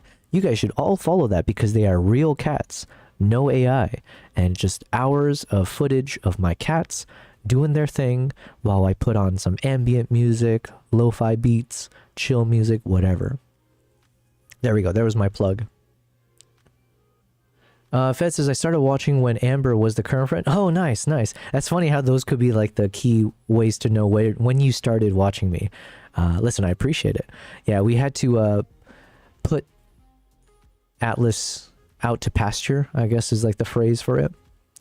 Yeah, he wasn't performing too well, so we had to take him out back into the tool shed. Is that the phrase? It doesn't matter. It does. I mean, yes, there is an algorithm and a feed and stuff, but you're still choosing what long format video you want to watch. But they probably won't kill the algorithm, and that is because they need the algorithm, the feed, to show their ads. That's the business on Instagram, is to kind of hide, slip in the ads without people even noticing that, oh, this was an ad and I just got sold. But my hope is that they're essentially forced to kind of like either kill the algorithm completely or very much downrank it to the point where essentially the follow is the most important thing on Instagram. So if me and Adam Ozeri agree, then everybody else agrees also, right?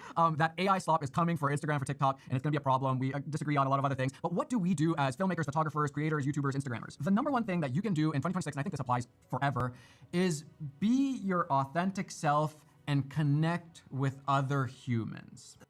I mean, not that I disagree, but I don't know why, but that answer sounds so it doesn't feel hopeful. Or it's just like one of those like kind of throwaway lines. Be yourself. But it's not wrong. It's just I wish there's a better solution or like something more tangible that I could latch onto. And I'm saying this as not knowing necessarily what the right answers are. Build trust with your audience, and this is what AI slop will never be able to do. AI will never be real, it'll never be authentic, it'll never be human, it'll never be you. Man, it's like fast forward. Claude AI, ChatGPT, Gemini are like, hold my beer. And they're like, yeah? People will trust you and like you more when they see you being your authentic self. And I agree. On Instagram, it's better right now to just film your reels on an iPhone because it feels more authentic and real and raw. But on YouTube, I don't have to worry about these tactics as much. I can just film it on a camera like this, but at the same time, I do some tricks. For example, I like to film on wider lenses because it feels like you and me are in the same room here, you're on the other side of the table, and we're just having a discussion, a conversation. I don't try too hard making my background super slick and produced and like it's like a studio, because then you're like, wait, that just looks like a company's background. That looks too good. Is this guy being real? Is this guy being fake? Is this like a company that's telling him what to make? And if you think back to the Casey Neistat days, he would literally leave like his camera falling over and essentially like kind of breaking the fourth, fifth wall of like, oh, it's just a dude in a camera. It's not like a production company. It's not a whole bunch of people behind the camera that are making this video. And it's the same here. It's just me in an empty room talking to you. Creators who maintain and build trust in 2026 and beyond will be the ones that win. People don't watch my videos because I am the greatest filmmaker on planet Earth. They watch my videos because they know and trust me. And that has taken years and years of kind of proving myself that this is just who I am. I have silly quirks and I do stupid things, and this is my silly fun way of making YouTube videos. And it's very different from, let's say, a Gox Art or a Danny Gewurz. He's being the real... Who's the second guy? Let's say Gox Art or Danny Gewurz. He's Danny Gewurz. If he's saying the name in the same breath as the Gox Art guy, he must be good.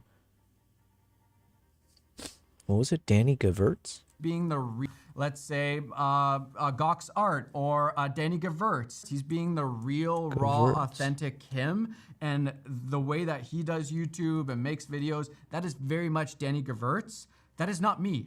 I don't do videos like that. That's not how my brain works. And I need to be truthful to who I am. And the more I can just be myself, the more fun it is to watch. And it's the same with like a Matt Armstrong fixing cars. The more Danny he's just Gewurz? himself and he shows like his mistakes and the problems and what he's been through, starting with building or fixing these cars and just like literally a parking lot to now having like this massive garage, and he's working on Danny Gewurz. Okay, apparently I need to check this guy out.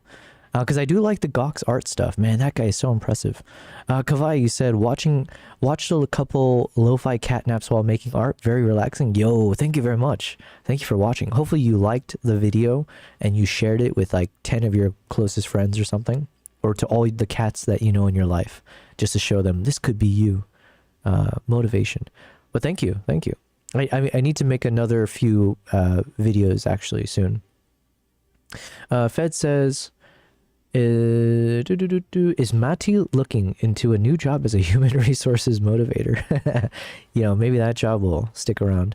When name dropping, it usually helps to drop names people know. Oh yeah, maybe the Gox Art I've heard of. I haven't heard this guy, but I haven't heard of a lot of people, to be fair.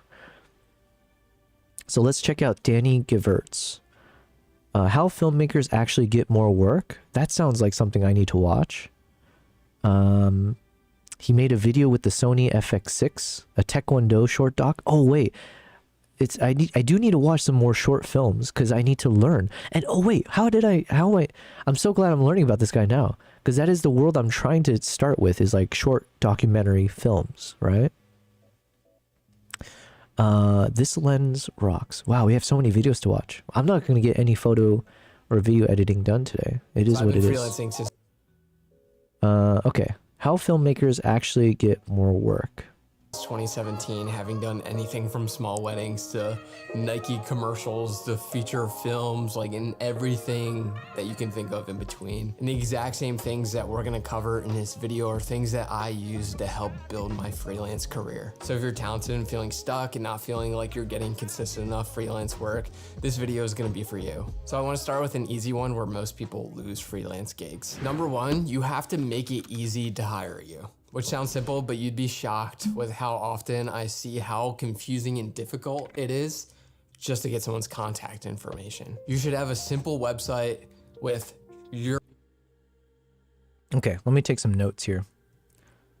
Where is our boy? Where's my Notion? There it is.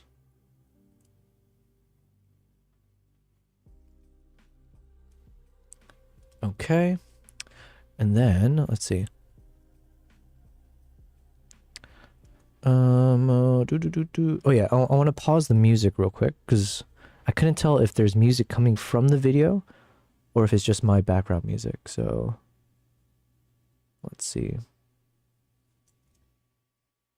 Your work just simply laid out and easy to access. I should be able to look at your website and know exactly what you're about, how to contact you. When people do reach out to you, you need to be punctual in your responses. Respond quick. If you hop on a meeting, make sure you're on that meeting 5 minutes before everyone else shows up. You need to have a professional understanding of what your rate should be and what scopes of projects will look like, how to communicate all that to someone. And if you're responding, you're emailing, you're getting on meetings, you have to have really just good energy. Make it seem like you really care. Make it seem like you want the job. You'll be fun to work with. And this is just someone hiring you can rely on. The next one, you're gonna reach out directly to people. It could be cold email, it could be warm email. You gotta reach out to people and put yourself out there. If you're a filmmaker and you're an independent contractor, say for this example, you're wanting to be a DP. You wanna reach out to local production companies that are doing work that aligns with the work that you wanna be doing, the work that's on your portfolio. If you're a director or you got your own production company or producer, maybe you're wanting to look more towards reaching out to agencies. For smaller brands, just reach out directly to brands through their marketing people. I would say start local. Every major city is gonna have production companies, agencies all over the place. Just reach out to people, say you're local. It's gonna be a lot easier for someone to hire someone who they can physically meet up with right away. It helps develop a stronger relationship.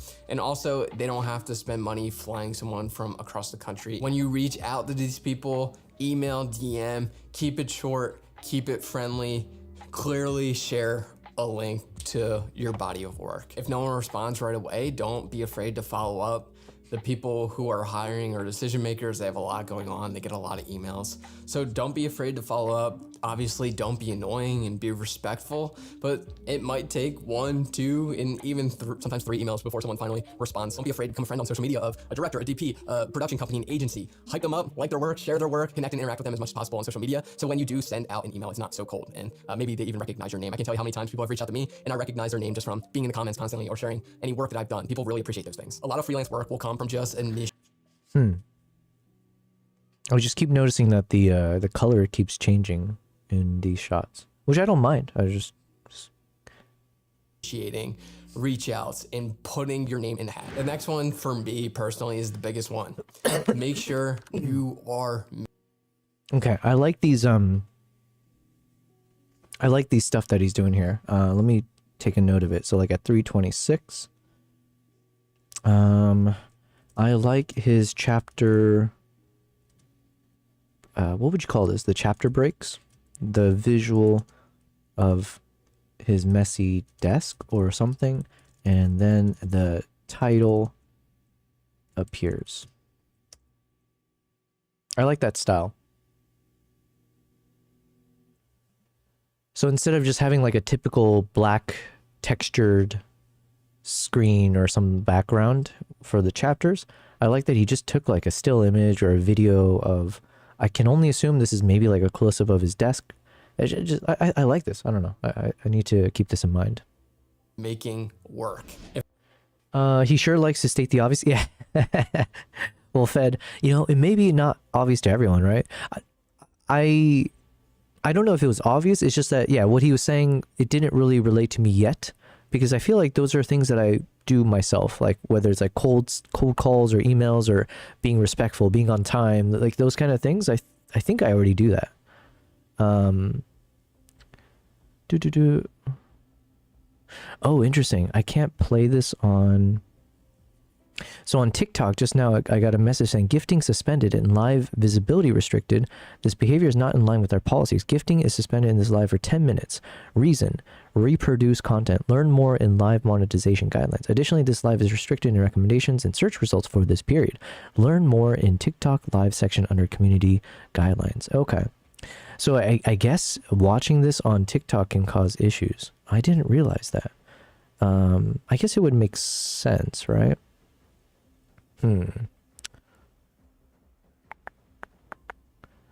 What can we do here then? Well, I mean, for the next 10 minutes it's blocked anyways. What if I mute that?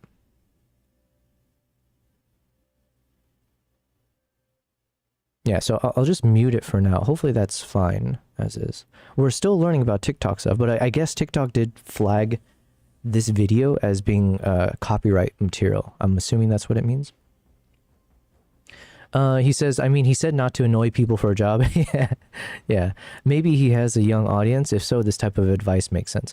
Yeah, yeah, but you know what? I think this is good advice regardless, because like I was saying, I've had some really unfortunate recent projects with like video editors, right? Like people that I hired, and to me, the reasons why I have such a bad taste in my mouth from these projects that I work with these guys on is that they were very unprofessional. They were very bad at communication. They were very, yeah, just very shady slash like, yeah, not being responsive. There's just things like that. I don't know. So while it seems obvious to you, Fed, unfortunately, it's not to every artist out there. And the comment that I had made at the time about this was that it was so bad, it made me realize how good corporate jobs are, or like the really good value that you get from working a 9 to 5 and like in a corporate environment is that it teaches you about like a team structure. It teaches you about like project management and like, you know, staying up to date as a team member. Like, how do you do status updates? How do you make sure you like properly send responses in an appropriate timeline, where you can't just be like, oh, I'm just gonna wake up and I'll just show up and do the thing. You have to communicate, right? So and I guess it's not like, if you're a freelancer, if you work by yourself, if you work in these kind of artistic crafts, maybe you don't get that muscle memory that like you do when you're in a, you know, 5 days a week, 9 to 5, you know, with team structures and team meetings and what's your updates and here's your, you know, performance reviews and, you know, blah, blah, blah, right? Like as much as we harp on it as like negatives, that is one thing I realized, like, wow, something's as basic and obvious as what you're saying, Fed, of like, oh, don't annoy people. Oh, be responsive. Like, show up a little bit early to a meeting, or, you know, blah, blah, blah. It surprisingly, it's really not that obvious to everyone. Yeah, it's not wrong. I guess it just seemed very rudimentary, the type of stuff we get taught in grade school about getting a job. Yeah, maybe, you know what? Maybe it's like the American education system, okay? So it could very well be that as well. We don't have the best K through 12 system. If no one is hiring you right now to be making anything, you need to be making stuff for yourself. Passion projects, spec projects, things that you want to be known for making, so that you can put those things on your portfolio and people can see that portfolio and see that great work that you're doing. A lot can come from having great work. It makes the reach out process so much easier. It shows that you know what you're doing. It shows that you really care about this and have dedicated your life to being a filmmaker for a good amount of time. Production companies don't care if someone didn't make you trade something. If it feels legit and it's really great, you're gonna get hired for that piece of work. I mean, I've made a career out of it, from shooting fake Nike, Jeep, all types of commercials back in like 2017, 2018, even still to this day. Making my own work is probably the thing that gets me hired the most, sharing my own passion projects. When you're working on something that's for you, but listen, as much as we're like, you know, making fun of it in some degrees, it seems like this guy is legit, right? Listen, Mr. Mati, however we say his last name, Hapoja, called him out in the same breath as Gok's art. And just briefly seeing some of the things, he's got some really cool looking short films that I need to watch. Really shows what you're capable of creating. And that leads us to my next point, which is it's not good enough. Ooh, so there's confirmation. So this is actually videos, which I think is awesome. So I need to, that's a note that I've taken for myself. I like this concept where he just took a physical capture as like his background for when he does his title sequence. I like this. Of just to make the thing, but you have to put it out into the world. Because the other thought I had was like, let's say if I have a video that's broken into multiple chapters, I was thinking I would do something where just like doing more haptic stuff. I don't know if that's the right terms.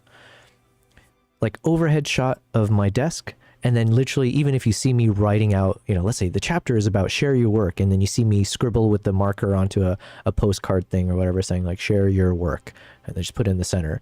It's like, okay, next chapter, share your work. So I think I want to try doing a little bit more of that. So like mixing in the digital editing and stuff with like more analog, physical shots. World. Constantly be sharing your work, be sharing your process. A lot of people hire me because they see my behind the scenes episodes of my films I've been doing for years and years and years, and they see. And this is what I keep saying I'm so jealous of. Of all the things I'm jealous of, it's just having someone else with you that can film these behind the scenes stuff. It's just like, oh, there's so many moments that I don't get to capture properly to sell myself, my brand, because I can't capture the behind the scenes effectively. Where if you had like a two-man crew, someone else who knows how to handle the cameras and stuff, and they're able to film, and you can film each other, right? If they're also a creator, but like to be able to film these moments to show you on set, traveling the world, that's just like one of the things I wish I could get more captures of myself, because I know how valuable, how important it is to building your brand. So he's shooting with the Tilta. I think I'm trying to purchase some Tilta cages and some other gear from them. I'm learning slowly. Is this called the D-tap? I know there's some concept for like these big ass batteries you stick on there. How I work on set. They see how I That's cool. operate. They see how I handle specific situations. So sharing your work and sharing your process are both super important aspects of getting hired. This will also just keep you top of mind. A lot of times people are looking to hire someone and they might forget that you exist because they haven't heard from you or seen work from you for a while, even if you... Oh, speaking of which, Fed says we had a good job when in school. It was just for a week. Job week it's called. You have to get the job and then you work there for a week. A week? I don't know. A week feels not long enough to really... Even 3 months doesn't feel long enough to like really understand a role. I think 6 months was like the sweet spot to be in a specific role for a long enough time that you don't feel, you get over the hump of feeling new, and you also have enough time to like develop new skills or take it one step further, and for you to realize if this is a role that you want to be a part of long term or not. I found 6 months is a good time period. You need some interns to film your behind the scenes. I would love that. Especially if it means I don't have to pay them, then, oh, yes, give me some unpaid interns, please. Or I'll pay them with, what's the term? Likes? I'll pay them with exposure. Yeah. Oh, wait, no, Fed, what I was going to say, you'll be proud to know, after our conversation, so when I ended my stream last night, I did actually spend the time I reached out to one of the guys who lives in Dubai that I met recently, who's like a script writer and like an actor. And yeah, I reached out to him and I was like, hey, I got this like idea for a story. And I took that story, I worked with Claude AI a bit, but I fleshed it out into like an actual PDF. And I took the extra measure of not trademarking. I put it through like the US copyright legal system. So I've like copyrighted the screenplay or whatever you call it, the synopsis and the breakdowns that I had. And yeah, it's like, so just FYI, Fed, I said I was going to do it and I'll let you know I did do it. I am going to try to turn that fun little idea into a short film, hopefully fairly soon. I don't know. It's on the list, but yeah. Are making things and no one knows about it. Obviously, don't be jamming content down people's throats because then it becomes diluted. But every now and then, every couple weeks, every month even, post a project that you're doing, share work that you've done, stay in contact on social media. Even if social media is not something that's specifically for you, it'll be important for helping you stay top of mind for decision makers. There's also this snowball effect of momentum when you're posting a lot of good work. And if... Okay, it is kind of bothering me now. Because I keep noticing randomly, not enough that I know when it happens, but I feel like the colors keep changing on his face. Or like at some cuts it's like super warm and then it goes cool. Yeah, so here it's nice and cool and then it just like jumps randomly. Feels like you're really busy. There's something psychological that makes people want to hire you even more. Oh So yeah, and then it just went cool here. Oh maybe, oh I guess it must be like just the light coming through. you got to keep that momentum going all throughout the year and so on. It's a lot of work, I'll tell you. Making stuff is hard, sharing stuff's hard. It's anxiety inducing, putting yourself and your work out there, but it's just such a necessary aspect of this. And you just got to do it, you just got to put yourself out there. The next one is kind of become known for something. Again, this helps keep you top of mind for decision makers and keeps you doing things that you want to be doing. So if you want to be the next one, especially early on, don't be afraid to take adjacent roles. And the next one, going alongside that, say yes more often. Okay. I am gonna skip ahead. I just want to see what all of his. Next one's a big one as well. Be valuable. Okay. Most important ones. The next and last one is maybe the most important. Your peers are going to be your future. Okay. Okay. Okay. Well, listen. I think I agree with you, Fed. Maybe some of these lessons are a bit more on the self-explanatory side of things, perhaps. Oh, here we go. So this is a short doc he made about an Olympian. I would love... See, this is the kind of stuff I want to learn how to do, right? Shot with the Sony FX6. Taekwondo short doc. And those of you on the TikTok side, I think I've muted the audio, hopefully, because I got in trouble apparently for copyright stuff, maybe. Even though I don't know. I don't know how TikTok works, but hopefully we're gonna resolve that. Fed says it's not about the job, it's about learning to get a job. I see. You get that week off from school to work 8 hours every day. Some people continue working in the job on weekends. It's just about learning how to behave to get a job and get a feel of what an 8-hour day looks like in a real job as a kid. Gotcha. Wow, way to make a kid depressed. I like this shot, by the way. Oh, look, he's using music bed. So shout out. Do I have my command open? Let me see. Music bed. Yes. So it looks like all these amazing filmmakers all use music bed. So I'm very happy that I'm a part of that program now. And of course, it's I have to keep making short films. So. Oh, wait, that means I shouldn't play this because I'm going to get hit with some copyright strikes. So, okay. Point is, we were seeing some cool videos. Oh, and then there's a video by Jared Polin that I thought I would want to watch because he's like doing some wildlife stuff. So I wanted to see if I can get a sense of like what... I'm assuming he didn't go live, but as we're learning about how to do this, I thought this could be useful. Shitballs.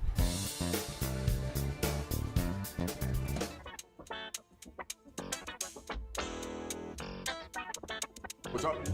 I'm Jared. You. See, we need to have a film crew like this, right? Imagine this posse, all of us just traveling to wherever together to make content and test gear, that kind of stuff. That is the goal. That is the end goal. Yes, the Blue Mints. Jared Polifrono's. Oh, I had the same experience. I went on one of these like smaller charter planes and they handed us some mints or something in a box. Yes, the Blue Mints. Jared Polifrono's photo.com. And I want to invite you to join me and my friends as I give you a first-person perspective of my latest photo safari from Kenya. The blades are still spinning, so I don't know if I get out yet. This one? Ah, my seat. As we take off on our journey, I encourage you to sit back and enjoy the ride because I'm going to let the video do all of the talking. Across the water, yeah. Kingfishers. Okay.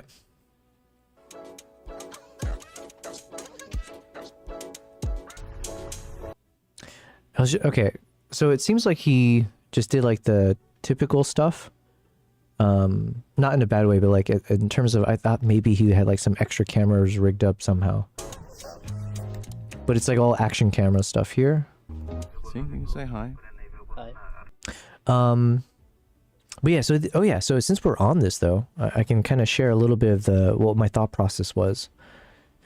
So it'd be like, imagine I would be seated either here in the front passenger seat, or I'd be exactly where Jared is right now, because a lot of the Jeeps in Kenya and parts of Africa for the safaris, they do have this kind of setup where sometimes they even have a power strip and then you'll have these like racks here where you can set things down. Okay.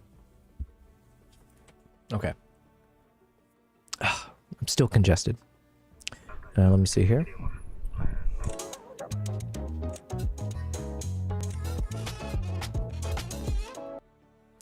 I'm trying to see if I... Yeah, so you can see the ports built into the Jeep here. So this is like fairly typical with a lot of these like Jeep Safari vehicles. So that's useful for if I'm going to power the tech necessary. But my thought process was I was going to set the cameras up on this roof bar. Because a lot of the cars, you actually have the windshield down. Let me see if I can... We'll wait.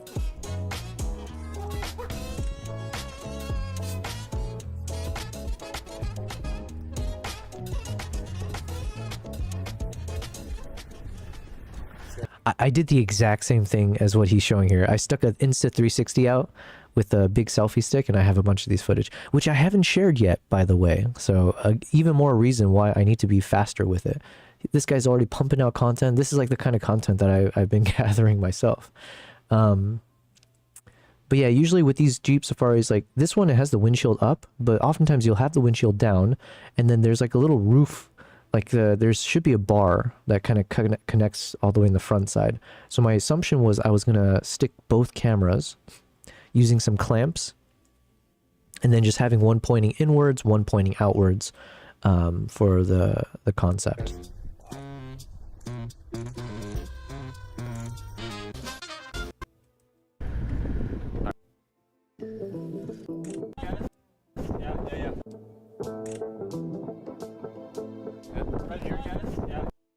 Dang it. Yeah. One shot here? One shot? What the f*** are you talking about?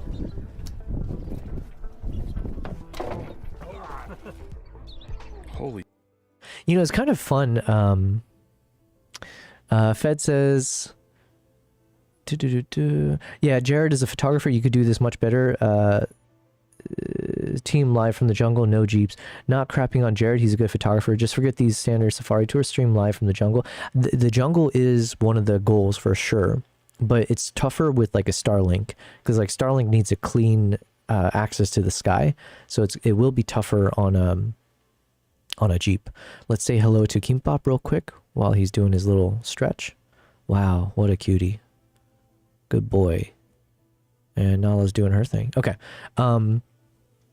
There's a million of these types of videos on YouTube. Yeah, exactly. It's like the standard what you expect on a Safari kind of concept. Although I was gonna say because I'm not crapping on Jared per se, but I do think of Jared more as like a portrait photographer doing a bit of like the action sports photography stuff. I don't think I've known him as like a wildlife photographer. And okay, this can come off maybe egotistical, I'm not sure, but like watching him right now and like the crew that he's with as they're like trying to take these photos, it's like, oh yeah, I don't know if this is something he does often, because I feel like, you know, like the pro wildlife photographers, obviously I'm jumping around and stuff, but I feel like, what I'm trying to say is I feel like I'm a bit more experienced than him in this field, okay? That's basically what I'm trying to say, but trying to say it without sounding too much ego. Shit. You want a higher shot, actually, because it shows the depth. I mean, I shoot wide open, but he is very good, just FYI.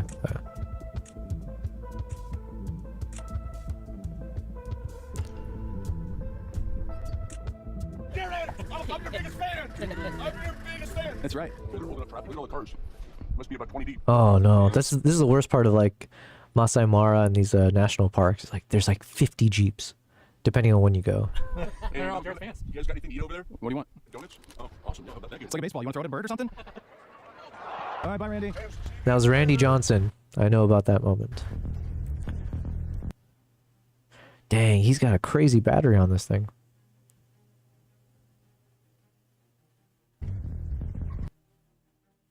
Okay, so generally speaking, Fed says, yeah, Jared does stuff like following Bernie Sanders during election season and such, and portraits. Wow, that's so crazy.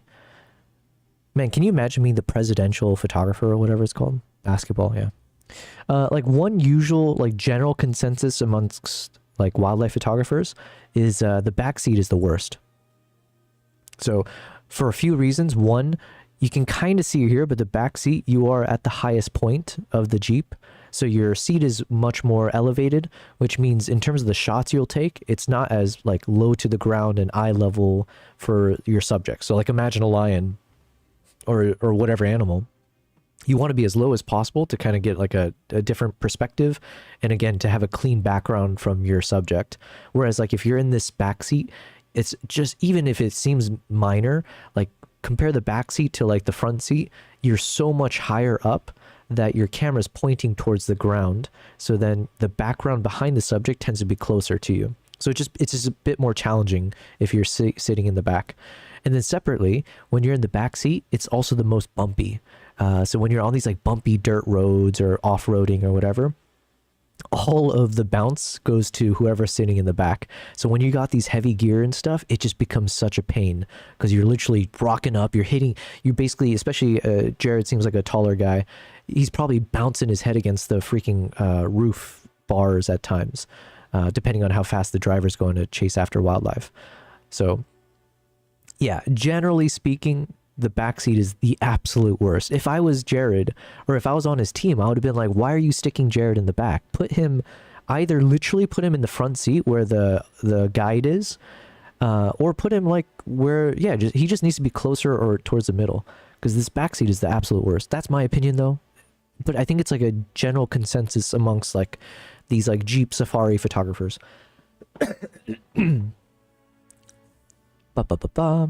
Josh says, it's cool to see Jared shooting large format for sports. Yeah, I mean, listen, yeah, I feel weird even critiquing the guy because like he's on a way another level in terms of like everything, professionalism, skills, and all that. But this is my little world that I can carve out to be like, actually, this. Fed says, Harold Balder, the Norwegian travel vlogger, lived in a hut in a Maasai village, drank goat blood, and lived with them, vlogging it all. He also made sure to locate their, to try their local moonshine. Nice. Well, like I said, Fed, I want to do that, minus the goat blood, but I do want to film and spend time with the reindeer tribe, right? Somewhat for the same reasons.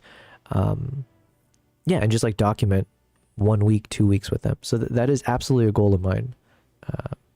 And then the Maasai Mara tribe, I want to do that as well. I'm going to have a conversation tomorrow with someone to work, like to pitch some, or like brainstorm on some potential like short film projects that I could do in Africa. So we'll see.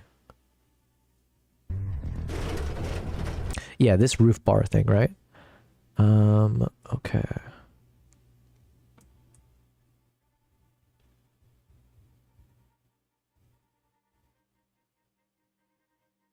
Oh, I need to get back into some wildlife stuff. Beautiful.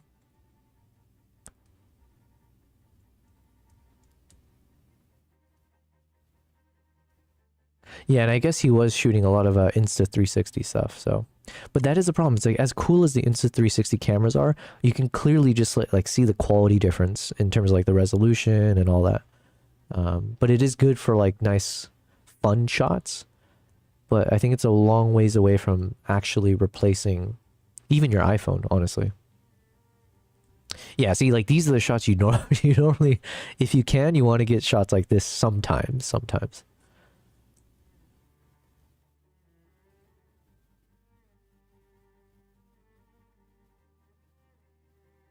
Man, it's so cool though. Okay.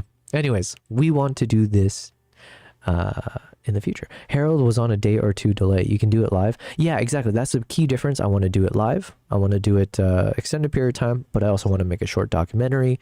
Oh yeah, I want to do it all. We're going to do it all. So, okay. Anyways, I think, oh yeah, we were supposed to see if it generated the, oh no, I reached my limit. I have to wait until tomorrow, 10 p.m. Oh no, I have to wait 5 more minutes and then it will give me more. Did it finish it though? Let's see. Oh, it's live. All right, here we go. So this is version 4 of my daily knowledge challenge. And then before I start, I want to double check. I need to see if TikTok is still angry at me or if I'm back. So I got that notification from TikTok saying like, hey, we're suspending your stream because something about like original content. You didn't do some original content thing. So I'm assuming it had to do with like maybe the soundtrack that played or the YouTube video itself. And it said it would keep it for 10 minutes. So I'm hoping the TikTok stuff is now back to normal. Whatever, we're exploring. Fed says, yeah, those gimmick cameras can take some weird shots, but I can't stand them personally either. I grew up on anything shot in the bush was either shot on glorious film or top-notch red cameras. Yeah. But hey, because of those action cameras, I got some of the coolest shots, or I was able to capture some of the coolest moments on like my chimpanzee trek, where I had the one chimp in front of us take a tree and start shaking it violently, and then like bum rush right past me, and one of the clients I was traveling with just went right past us. It was like such a crazy moment. But because I had the Insta360 sticking out of my backpack and I had a GoPro strapped to my chest, I was able to get some point of view shots of it. So there were some benefits.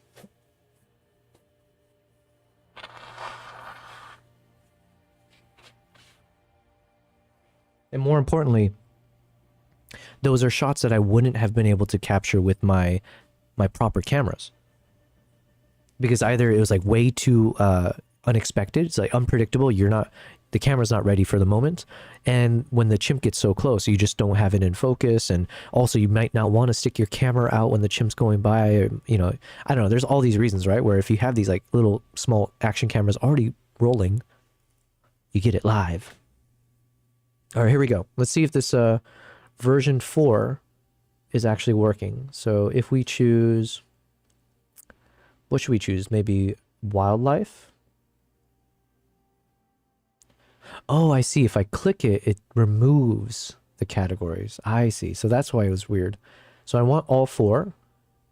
And we want medium and hard questions. All right. Here we go.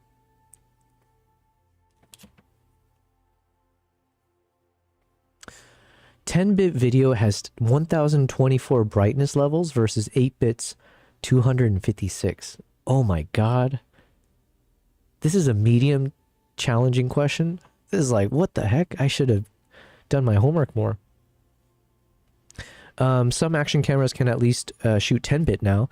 The more you can grade those cameras, the better. Yeah, I think I was shooting with like the GoPros and action cameras that were 10-bit.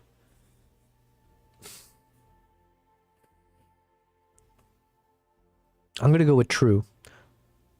True reduces banding and gives more grading latitude. I mean, this part I understand. So now I got to try to memorize in my head. 10-bit video means that you have 1024 brightness levels, and an 8-bit is 256. So then what is a 12-bit? Who knows?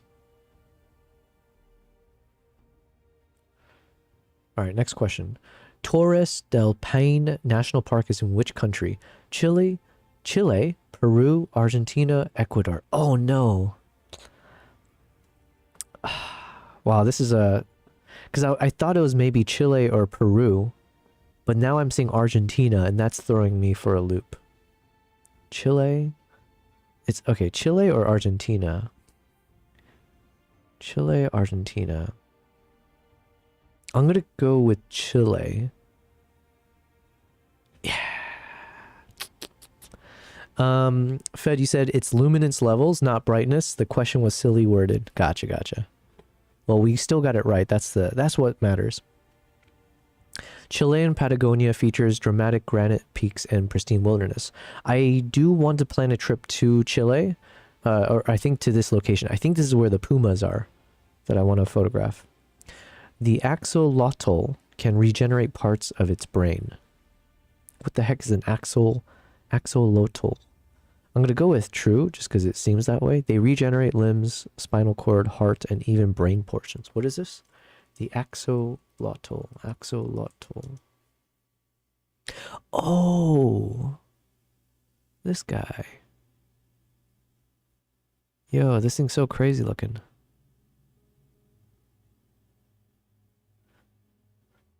Where can you find them? In the wild, axolotls are found in Lake Xochimilco. It's only found in that location. Wow.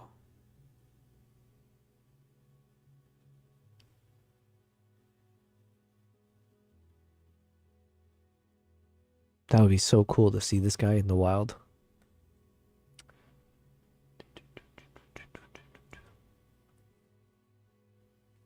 What shutter speed freezes flying birds? 1/500th, 1/250, 1/1000, 1/2000. I think it's 1/2000 because I know I've taken photos of certain birds at 1/1000 and it's fine. But the smaller the bird, the more likely you're going to get some of that motion blur.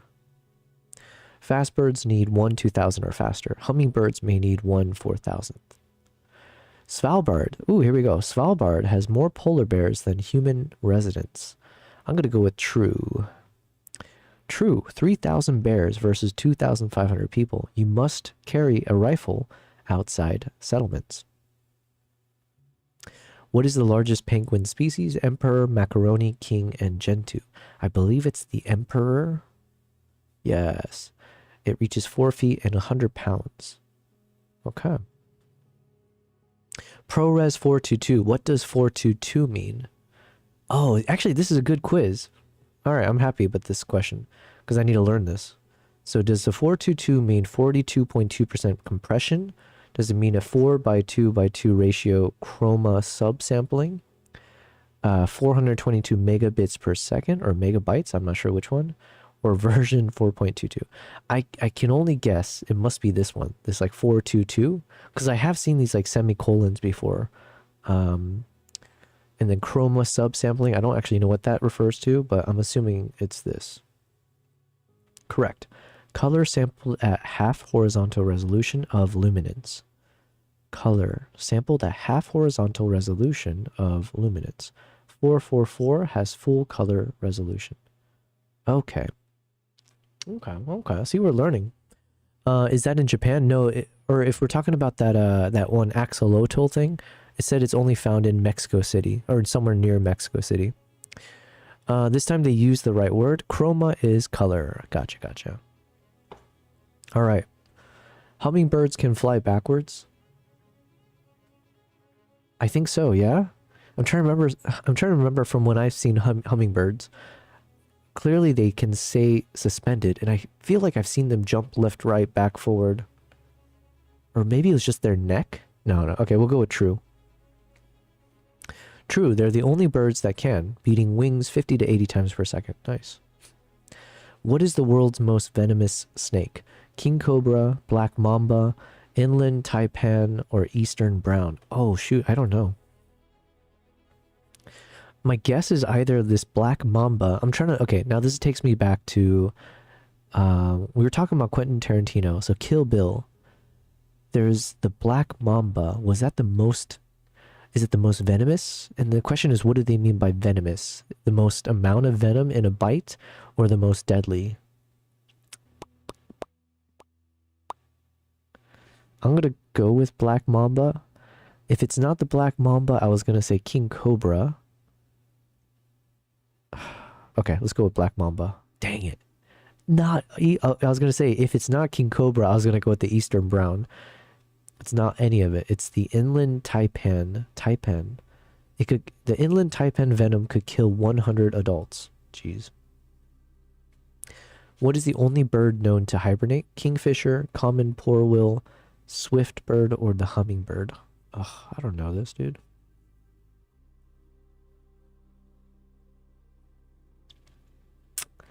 Because we were photographing kingfishers earlier, let's go with that. Dang it. It's the common porwheels. They enter true hibernation for weeks, body temperature dropping to 5 degrees Celsius. Okay.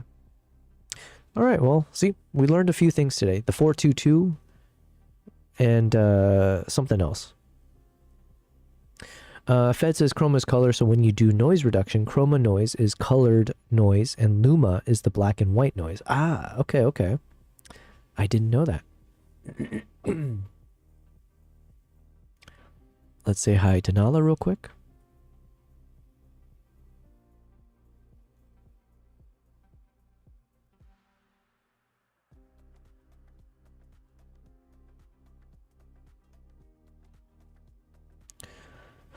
Okay.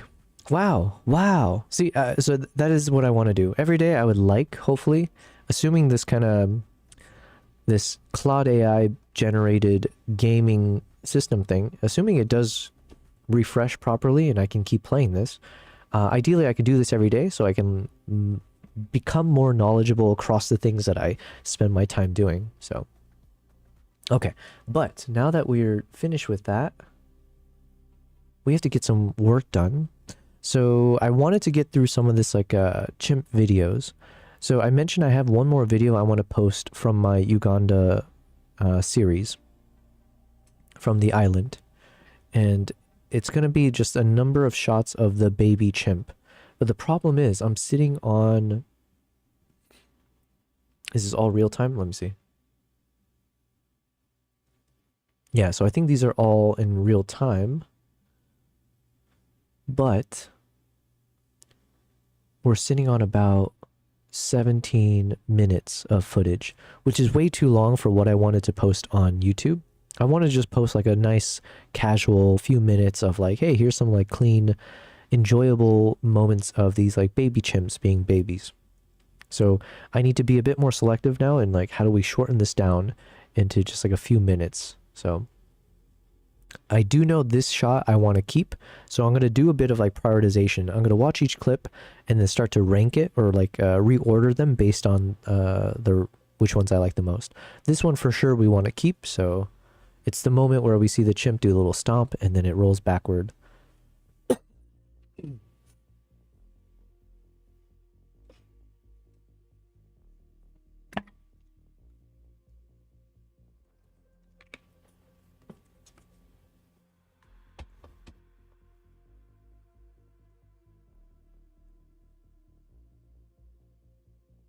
And I think I'm okay just playing this in real time as opposed to slow motion. This was also a good shot, so I was thinking I might keep this one. Fed, you said raw is 444. Yeah, I do remember seeing that 444 was like the higher quality one, and then 422 was like the lower one. But I never understood why it's got those numbers.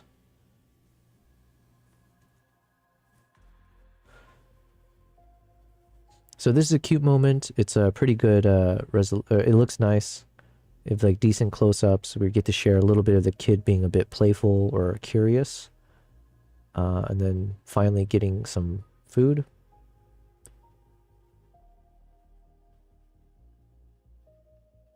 This one's a nice moment. I might need to cut it down a bit.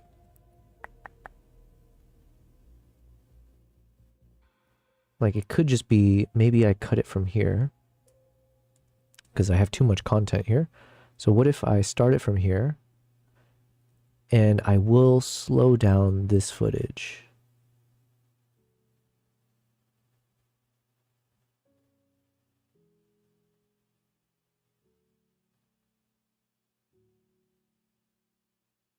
Oh wait, hold on. Was there a story there? Oh, maybe, okay. So maybe the baby stole the food? Let me see. No. Okay, so I don't need that. But at the end here, I think it picked up something on the ground. And then the mom showed up to take away the thing. But it's a little too hard to tell. There's too much going on. It's too close. A lot of it's like a bit blurry. So I don't think it's worth keeping. So yeah, we will start it from like here somewhere. And I think I'm going to slow this down. Maybe to here. What is this at? 60 frames.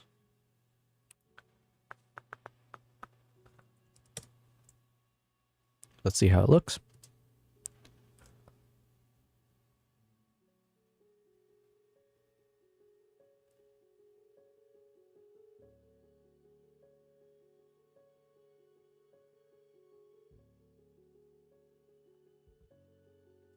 And then this part, maybe I just cut out entirely.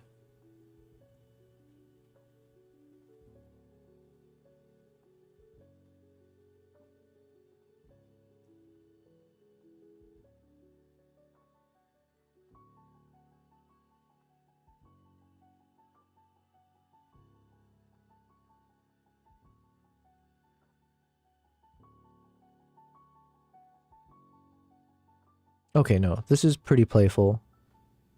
But I think I can still cut out a bit in the middle there. So, like, maybe all of this. Maybe from here.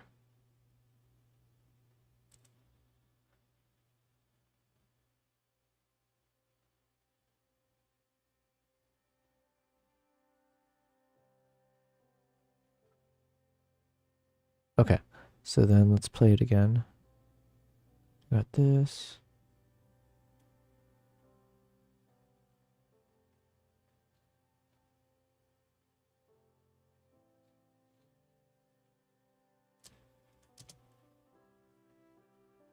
.444 is uncompressed color. 422 is compressed using subsampling. Got it. Okay. Thank you as always, Fed. Like the encyclopedia. I would try to see that tumble at the end and add it to the end of the previous clip at the end of the roll. Oh, hold on. Okay. So maybe, I see what you're saying. Maybe we connect the two. Hold on. Where was that roll?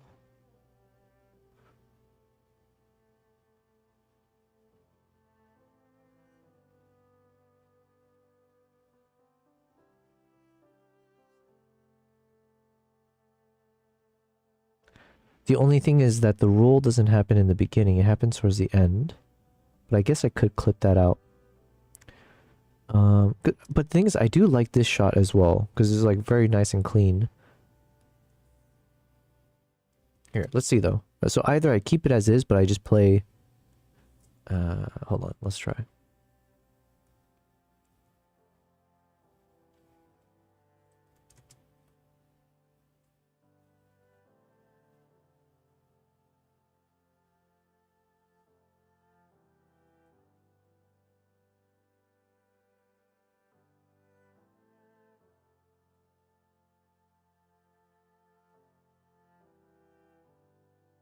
I like it. I agree with your assessment, Fed. You might miss too much of him. That close-up is nice. So I agree with myself and I agree with you. However, I think surely we must have other close-up moments, right? Because we got 17 minutes worth of footage. So even if we have to cut that out or put it somewhere else, I should have other close-up shots that will ideally still work, you know?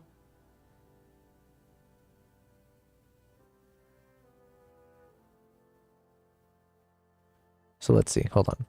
But I think it does look nice the way you mentioned, like having it next to each other. So if we play this.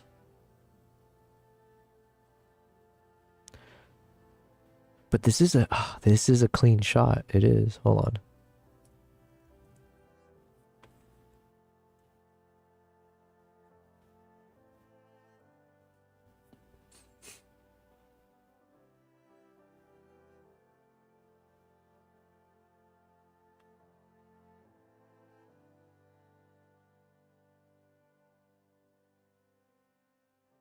You know what? Because I think I do like it for how shaky the footage is. Or like, you know, it's very like... I would like this video to feel more on the high energy side of things. So just seeing the chimps being more active. So maybe I'll keep a bit of it beforehand. Let me see.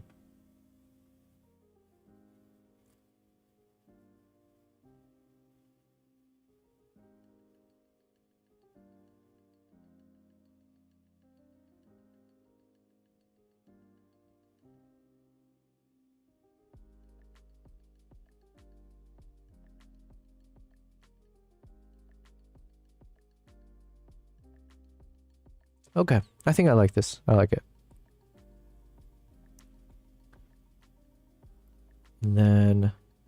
maybe what I need to do is mix in some moments where the chimps are like energetic, and then some moments where they're kind of calmed down slightly, just to like mix things up. You said you might miss, yeah, you can use the close-up of before the first roll. Yeah, I think that's what I just did. So first the close-up, then the first roll. Oh, I see. I see. Here's my only thing, and this could work with what you're saying. Because the first few seconds matter in terms of the video, I have to make sure whatever starts in the beginning is the most compelling. So it could be this moment. Let's see.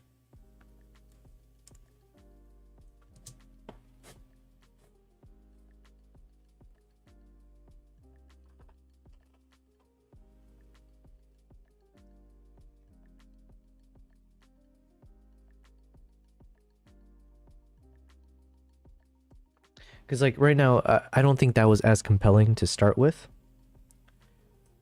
Versus for now, we have so many other clips to look at. But the good thing about this shot is you get that nice little chimp stomp. You know, you start off the video like, you know, small chimp trying to be the big man. Boom. So I can almost see like picking a soundtrack where it has a nice little percussive thing that happens as he does that. But yeah, part of me thinks this is a better start than the other video that's a close-up, just because it's a bit more animated. And then it dies down a little bit here, which is fine because now we're setting up for like the fun little thing.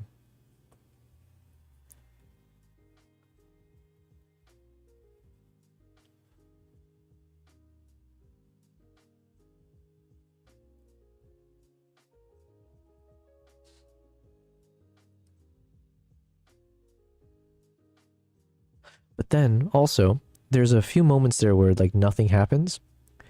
So there's definitely a thought where it's like, okay, well, either I need to clip all this out. Let's see. So for instance, if we start from here, what if I clip all of this?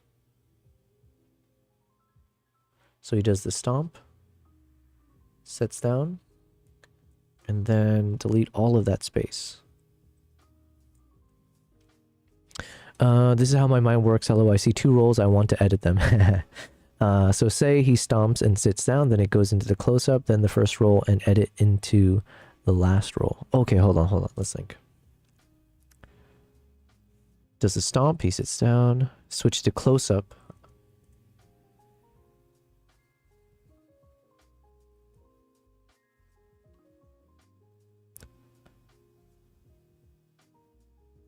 But then, okay, hold on. I think I get what you're saying. Give me a second. I think someone's at my door. Hold on. We've come to the finale, so thank you for making it this far. Now, let me share a thrilling wildlife encounter that I filmed between a herd of muddy buffaloes and a pride of curious lion cubs. They faced off in a breathtaking standoff. The beauty of being in the wild is its unpredictability. You just soak it all in and enjoy whatever comes your way. So, with that, please enjoy.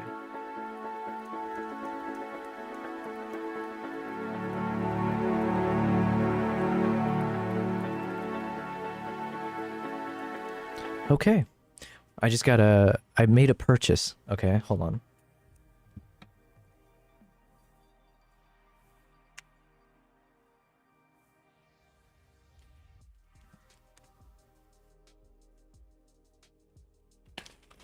Man, I ordered this today and it's arriving same day. You gotta love Amazon. It's so crazy how quickly it arrives. Oh, Nala. Nala has a tendency whenever I get like packages, she goes a little bit crazy. So I think she's just hanging out on top of my chair.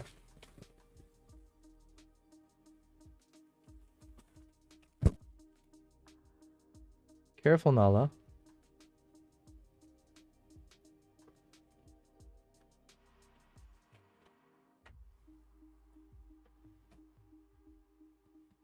Uh-oh. I think I need to cut her nails. So if she goes on my back, it might it's not going to be the most enjoyable experience. Come on, Nala. There she goes. We got the dead cat. So yes, was it yesterday's stream? I was talking about like which kind of shotgun mic would work well for well, for my shotgun microphone, but I wanted to do some series where I'm like doing talking heads from my studio, but in like using the overhead camera. So here, let me grab this real quick.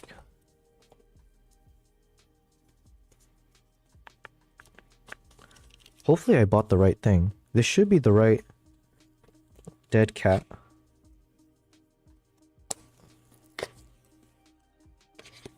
For the shotgun mic, let's see.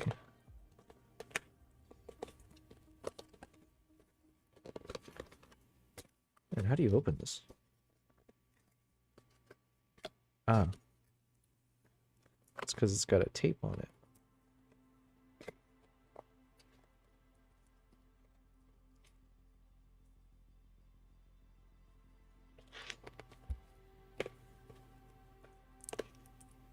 I'm about to be defeated by tape? Get out of here. Okay, we got it.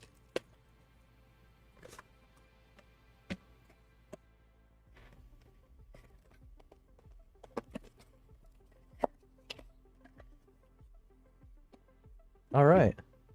So we got our little our dead cat. And I wanted to test it with the shotgun mic.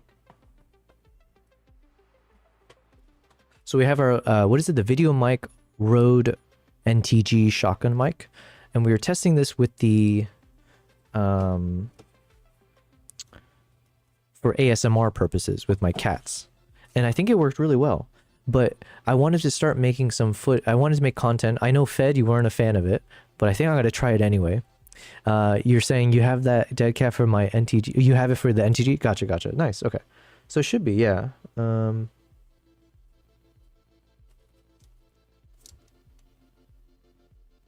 Yeah, I think Fed, you were the one who said you didn't like when things are tacky with these like microphones that people use when they're talking to it.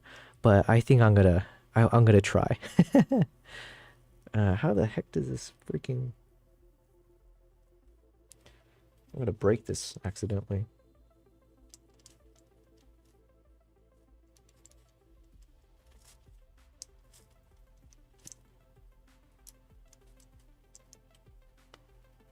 Okay. There we go. So this, I do have the smaller one. I have the Video Micro NTG shotgun mic. So I have like the smaller version, which won't be as like ridiculous to kind of shoot with. And I have the smaller one. Oh yeah, so I have the smaller one and I have this one. So I figure I can test both and see how they look on camera. Oh, are my cats fighting? But yeah, so then imagine when I'm doing my overhead talking head videos, you'll just see me holding this silly thing with good audio quality. And I think it should be fine. So yeah.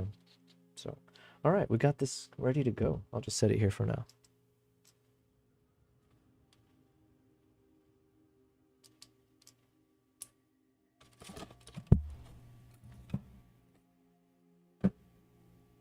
Okay. Now that the intermission is out of the way, let's get back into this. Yeah, it's the WS11. That's correct. You do you, don't listen to me. Hey, listen, we're about to listen to you for this video editing thing here. So let me hop back into the editing mode. Okay. Boom, boom, boom.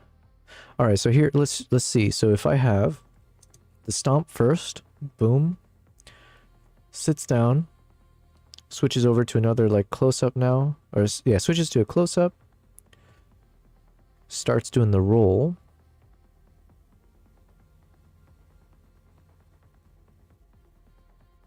and then if we synchronize it to the next roll,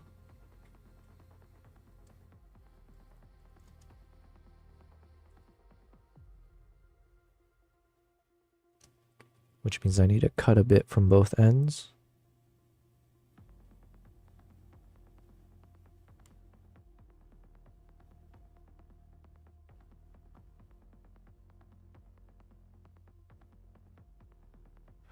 And then obviously I need to color grade everything anyways to be consistent.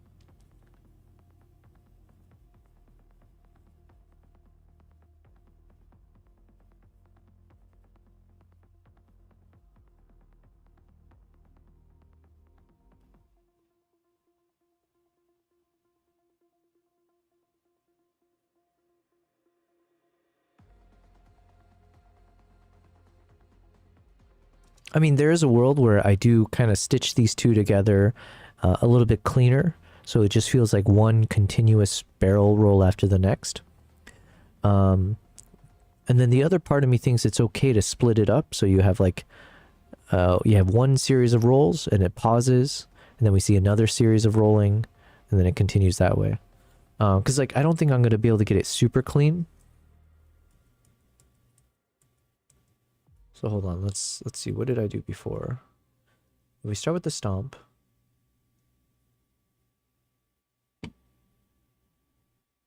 Okay, let's try this one again. Yeah, both works. Yeah, that's true. The other issue I'm running into is that the chimps are, in my mind, the chimps look very different because they were different chimps.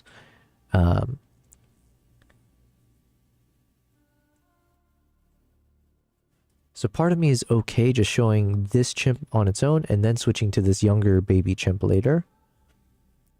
I just cut out I trimmed the fat in between, so then it's like it does the stomp, it sets down, and then it jumps to the moment where it like does the roll. So we did at least save a bunch of seconds in between, get right to the action of seeing this chimp do the thing, and then rolls off screen. And then it can hop over to the next guy. We get a lot of action, so it's tracking. Obviously, everything's a bit chaotic, but then we have these moments of clean, crisp close-ups. And then he does the same thing.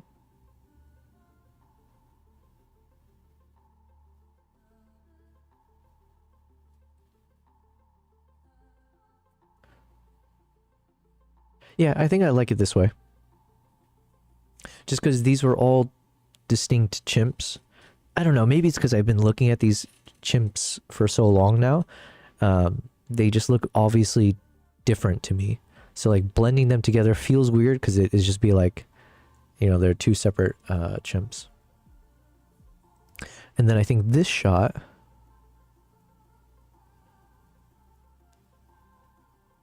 maybe this I can show later, just to have this another action moment come in first. So then, does the roll.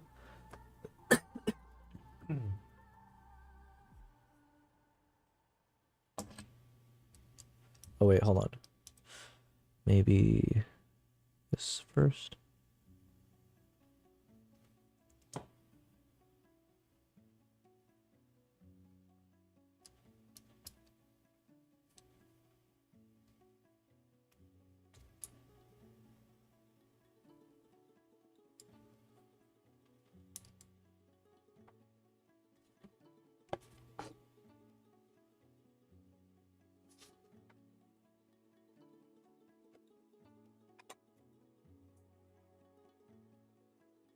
Okay, I think this looks a bit better. Play both instead, says Fed. Okay. Well, thank you. Alright, I think we cleaned it up a bit. Now...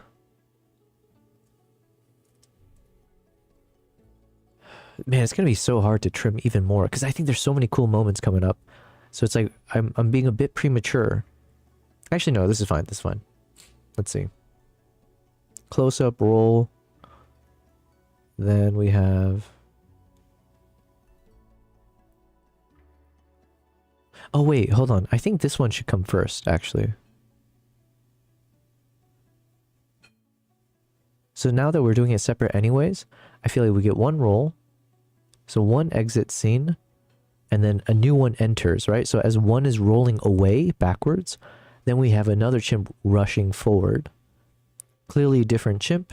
It's another cool animated facial expression, so it's nice and engaging. And then just continue from there.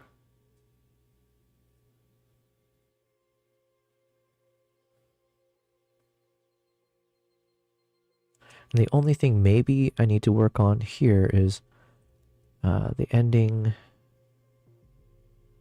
It's a bit jarring here, right? What do we have to play with? Let's see. Maybe up to here? Let's see.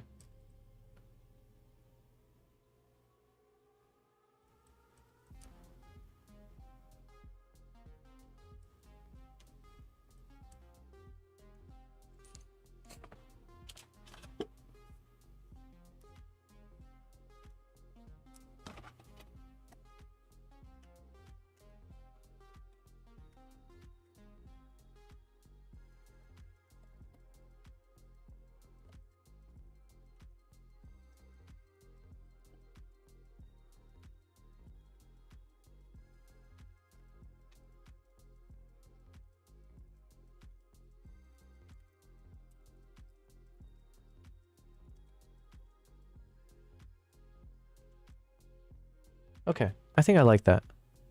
Or I feel like it's spaced out nicely.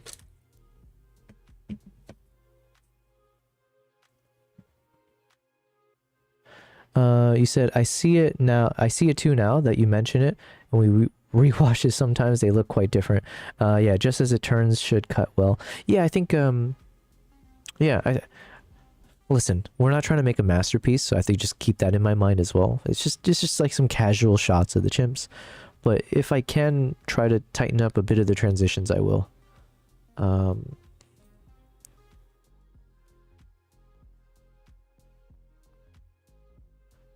All right, let's drop these down.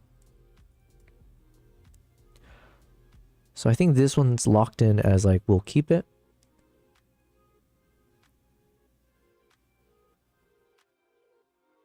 This one could be nice. Let's see. So we can probably get rid of this shot because I think now we've got enough of these close-ups. So let me just drag it over here.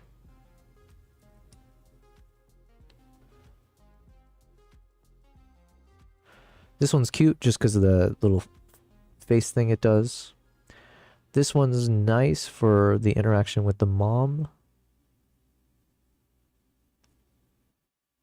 But it is a longer clip, so that's just like one caveat. What about this scene though? Let's see.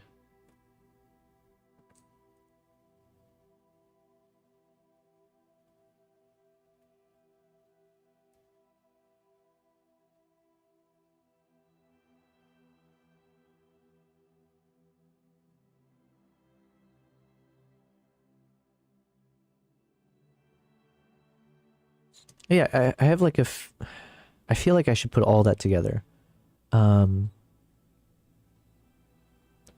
So rolling to the left.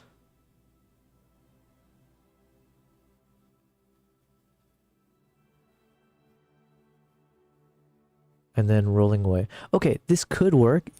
Given it's a bit long, but what are we at? So this is about 1 minute and 34 seconds into the video. What do we have as a story? We get chimp number 1 doing the stomp, rolls off scene. Cool. Start with one of the coolest shots I think I have of the chimps. I like it. Then we have enter chimp number 2, charges in, comes up close, keeps rushing, very, very energetic, stares at the camera very nicely before rolling off to the left again, then pauses, makes some faces, you know, gets attention from the mom, and then goes off on another energetic bum rush off to the right this time and exits scene. So basically it just keeps going until it's gone, right? So in some world I can see this as like a little storyline where it kind of makes sense. Like these shots are all of the same chimp in the same kind of sequence together.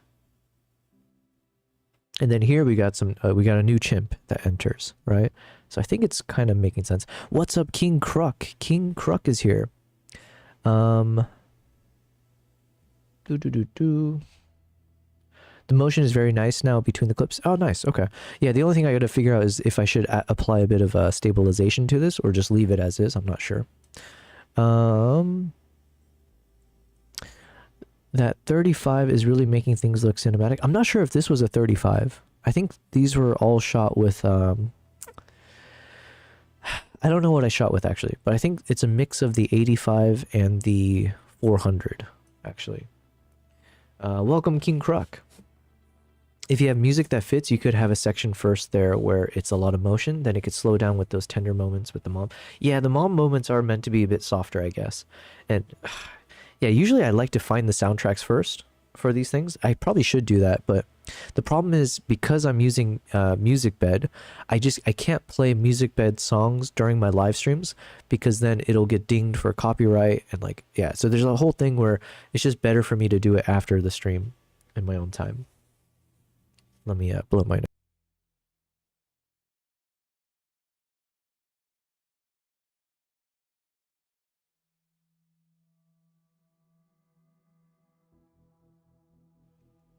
Okay.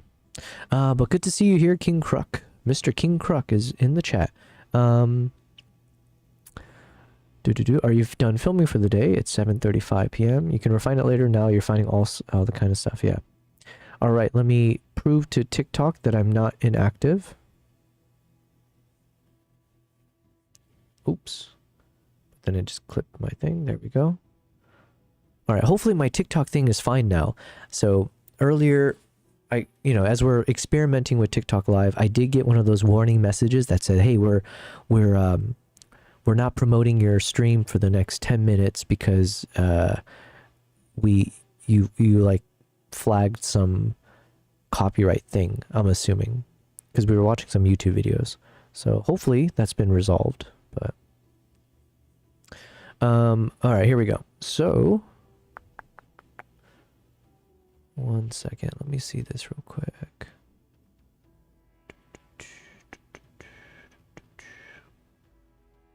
All right. So now we got chimp number 3, I think.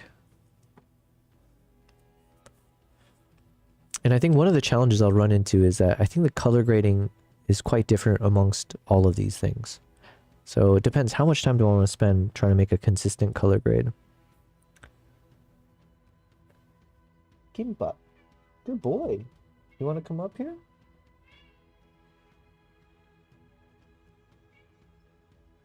I think Nala stole Kimbap's bed, and so Kimbap was trying to get onto this one, maybe? I don't think he uses this bed, though. Hold on. Kimbap. Good boy. Yeah. Good boy.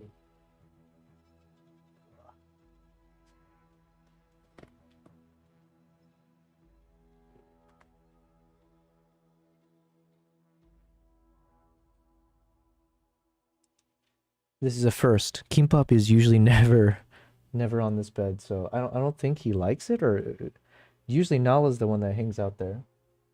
But like Nala stole Kimbap's bed. Let's see how this turns out. So we got Nala. Wow, Nala looks beautiful there anyways. Wow, good girl. What a princess. But Nala, you should not steal his bed. Now they're both, they're gonna cause some problems. I see it already. Nala. Give the bed back. Hold on. Good girl.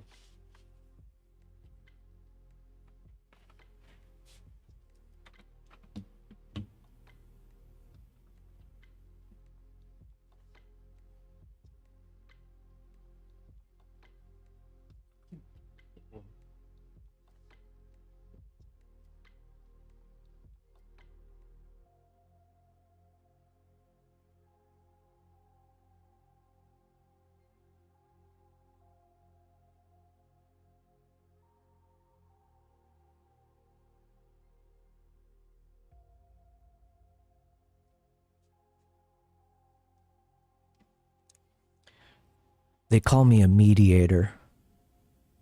Look at that. Crisis averted.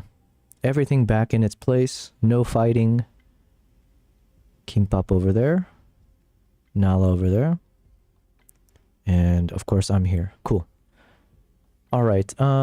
Fed says, I picked up a Nikon DX50 to 250 and Nikon DX16 to 50 today. Now I have all the lenses I want to use in March in Spain. Oh, nice. Oh, yeah. I think I remember now you mentioned you were going to Spain. The DX16 to 50 is only 135 grams, even lighter than the 25 f1.7 Viltrox Prime.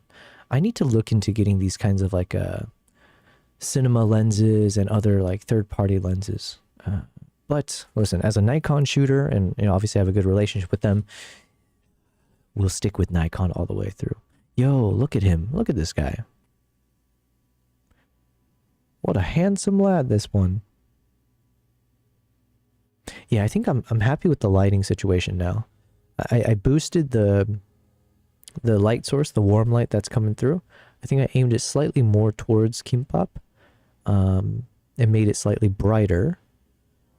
And then the blue I made a bit bluer in the background. I think we were starting to get it to look a little bit green, which was not ideal.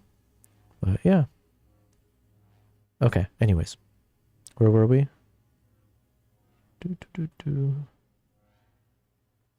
And again, hello everyone, anyone on the TikTok side. Thank you. Hopefully the audio is coming out cleanly. Hopefully I'm not in trouble anymore with TikTok, because apparently I did some things I wasn't supposed to. And hopefully it comes out nicely. We're going to do some editing now. And YouTube and Twitch is all running smoothly. All right. So these are some nice shots. We get some good close-ups again, and we get the clean eye shots. So I do feel like these could be... I could put these a bit closer to the beginning of the video, but ideally I want to put all the animated shots in the beginning, right? Because I want like the energetic young chimps just being playful. This one's like kind of playful, but it's more just a nice close-up shot. So priority is animated / playful shots, then followed by just nice cinematic and close-ups, I guess. But yeah,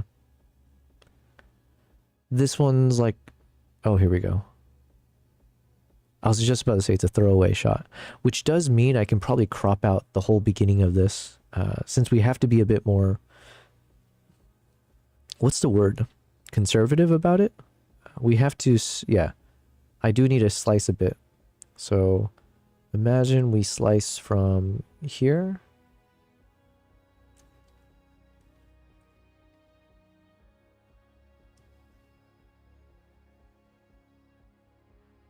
And then we just get like a lounging moment. Carefree. Super carefree.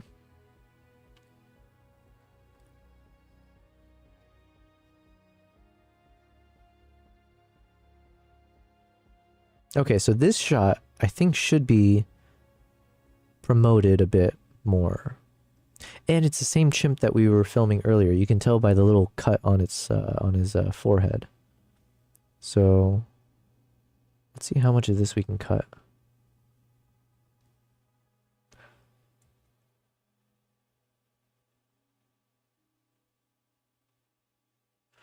That shot's okay, but nothing crazy happened there besides it getting a bit spooked. So I'll lift this one, take it out. Okay, so I'm thinking maybe this one comes first. Something like this, maybe. King, you said, I feel like the copyright stuff is getting tricky. I'm considering making my own music. To be fair, I was watching some YouTube videos. Now, like, we were pausing throughout the video, but maybe it doesn't matter on TikTok. I'm not sure. So even though we were like watching it to like properly review or like, you know, break it down, maybe it caused issues on TikTok. I don't know how the TikTok system really works. It could have been the audio. And I'm also playing music, right? But all the music I'm playing is from my licensed music library that I've already taken the time to, you know, it's like, so I don't know what caused it. Maybe after the stream I can double check and see if it like tells you what the issues were. But yeah, not the worst thing as far as it goes, because I've heard that TikTok is a bit notorious for how easily you can get suspended or like banned or like, you know, get your channel blocked on TikTok. But so far it's been okay. And then, like I said, the thing that caused issue for me, all it did was it said it was 10 minutes break. Like it was 10 minutes where it's not going to be promoted or some things are going to be disabled, but then it'll come back. So she is now eating the dead cat. Naughty, naughty.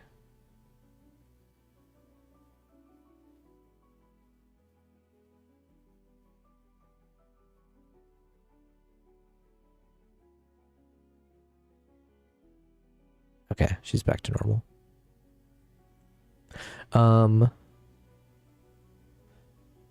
Yeah, so I think it's all things considered, so far it's been all right. Okay, so I'm thinking after this chimp exits out, and then we get this new chimp that comes through. And it's a bit bumpy, but I think I'm actually okay with that. I don't think it needs to be stabilized, because it's like an action shot. So now we start with this new chimp, kind of lounging, being playful. And then he strikes a pose. And then here, so imagine the moment he looks up at the camera. So something like this. Maybe I cut it here. And then, can we start bringing in these shots? I think, let's see.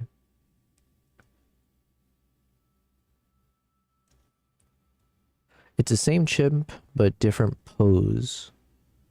But let's see if there is a moment.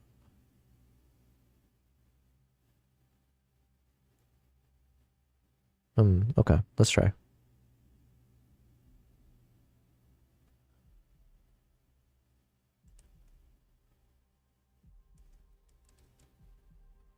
Yeah, and the color grading, man, they look so different from each other, so...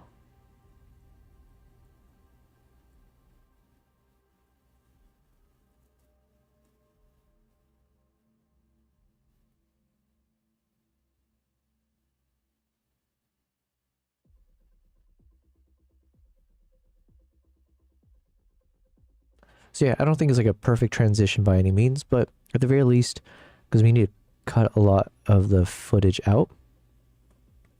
So I think just having the chimp look up at the camera once is enough. And then we just move to some of these other shots of the same chimp. And these shots are really nice too, because obviously you get this very, very clean, sharp resolution, a nice focus on the eyes there.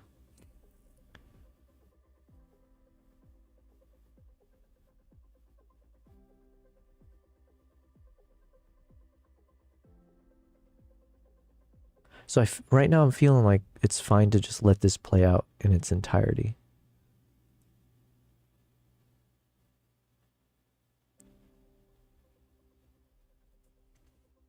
Although I might cut some of this.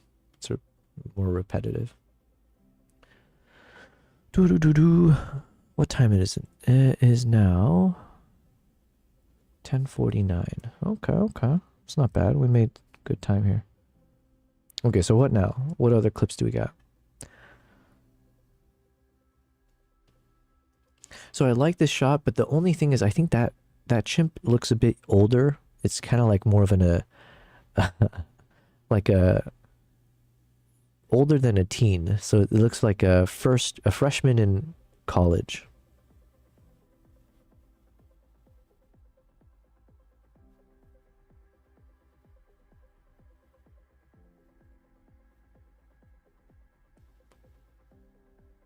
Yeah, so I think maybe, even though I like that shot, we'll probably not use it. Let's keep watching. So this one, I think I will use, right? Because we get some nice playful moments. I think we have a few shots like this where you see one of the babies kind of hanging onto the tree. And I know at some point one of the chimps comes by and like strikes it with a stick, or like playfully. There it is.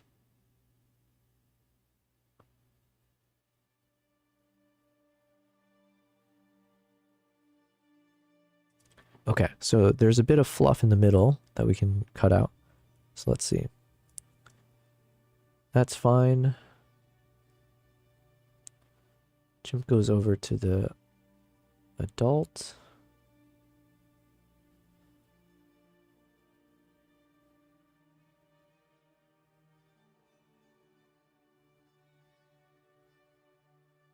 And I'm a bit shaky there anyway, so I think we can cut out, let's see. That moment's fine.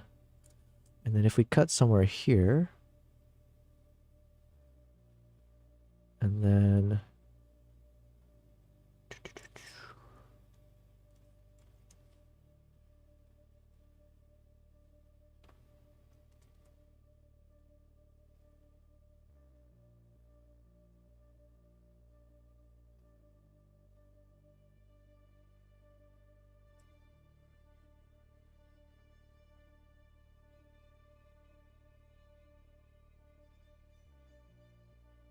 okay, I think that's a little bit less jarring, so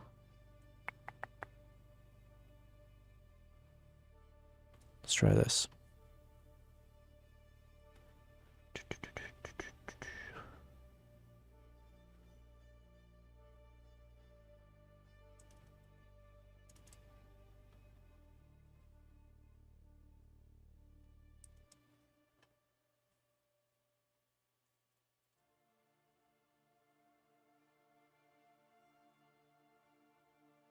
Also, I have this like stabilization built into this, which I think doesn't look too good. So let's try from the beginning.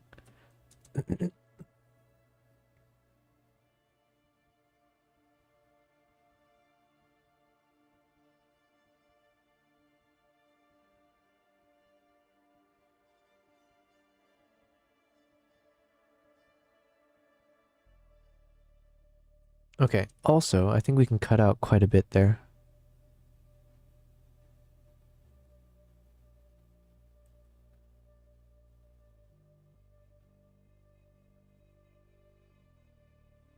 So maybe from here. Basically, we're like in every second counts type territory. So I gotta be like super, what's the word I'm looking for? Judicious? I have to be super judicious with how much I'm cutting out. I don't think that's the right word. Super liberal? Point is, I need to cut a lot. So imagine we have this chimp.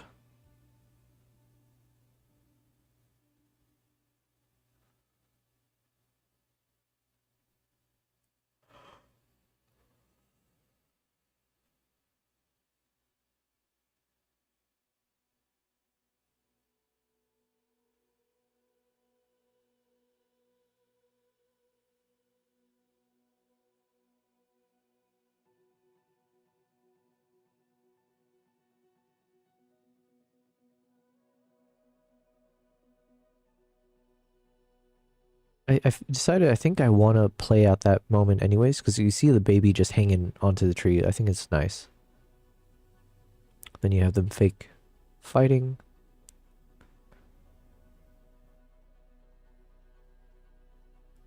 This is a cute moment. There we go. Okay. So I think we get all of that. Now we're at 3 minutes and 40 seconds. And we still have so much more to look through.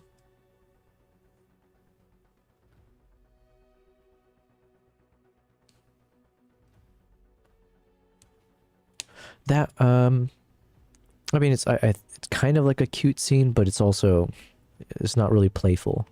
So as far as like the shots go, I think I could probably deprioritize this one for now.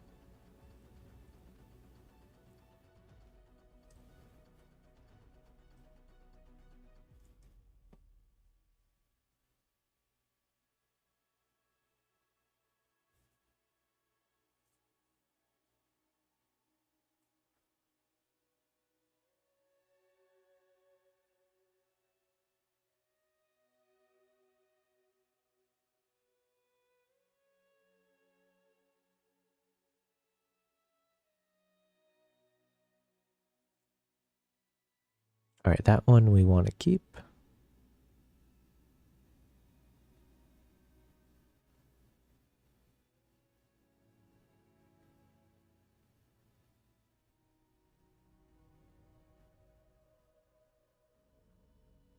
Yeah, so those 3 shots for sure. This one, I mean, the baby's looking at us, so that's nice.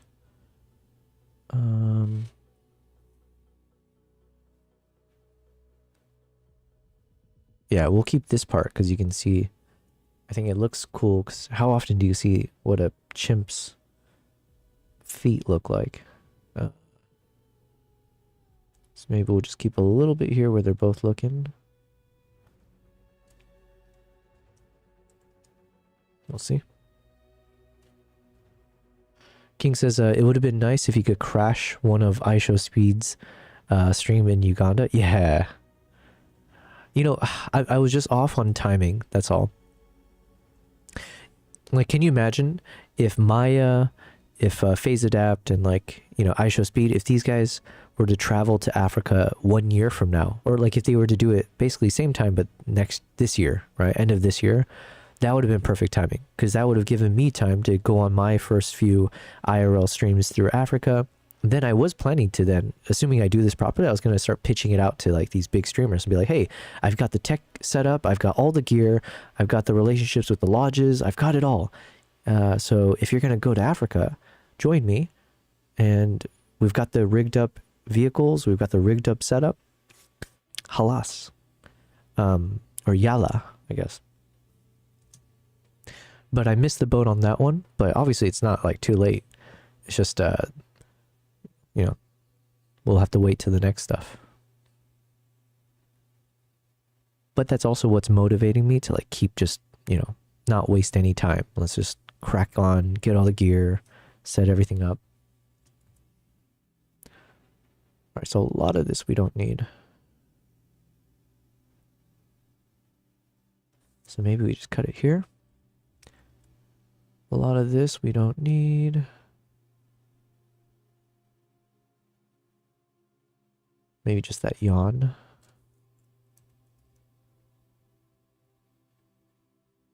Yeah, so we'll keep the yawn.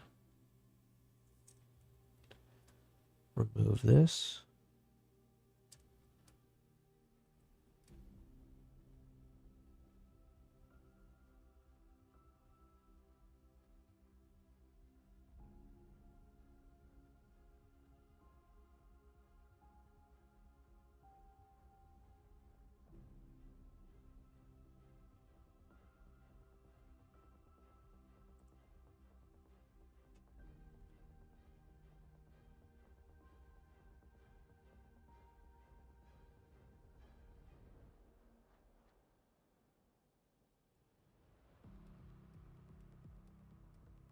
And then some of this I might need to cut out because, yeah, we're already past 4 minutes, which is a little bit longer given that we have so much more here.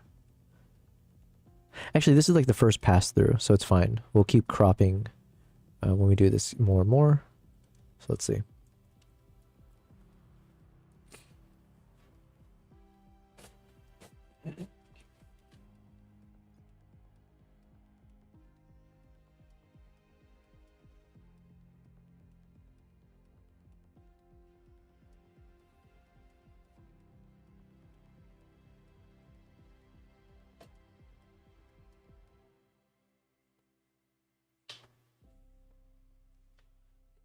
So a lot of that we probably didn't need. This one is nice.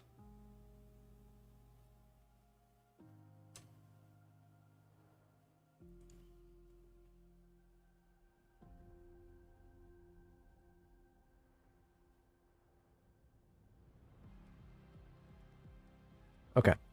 So this shot for sure. This one we probably will just get rid of for lack of time.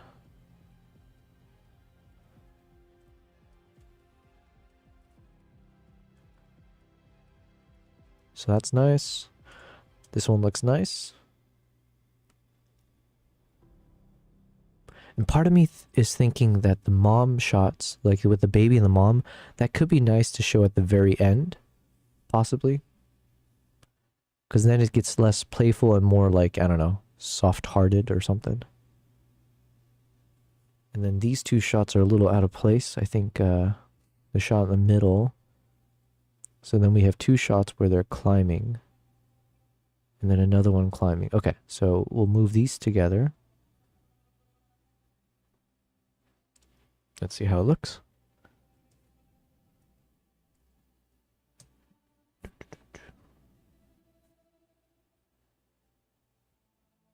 Oh, and then I should start this one first.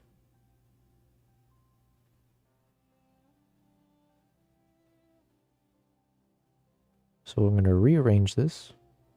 Because I think that one that we started with, we see the chimp go all the way to the top. So we'll start with these two at the base of this tree.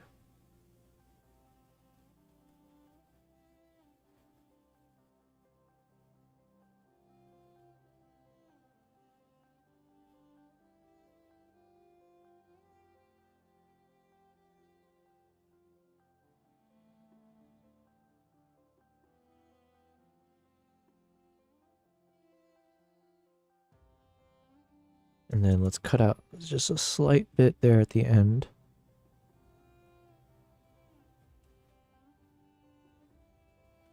And I feel like these 3 shots should be pushed a bit earlier.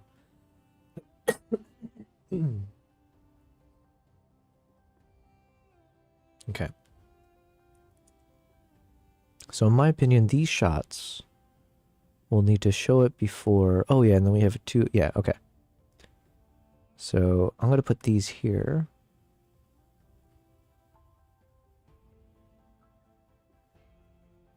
There we go.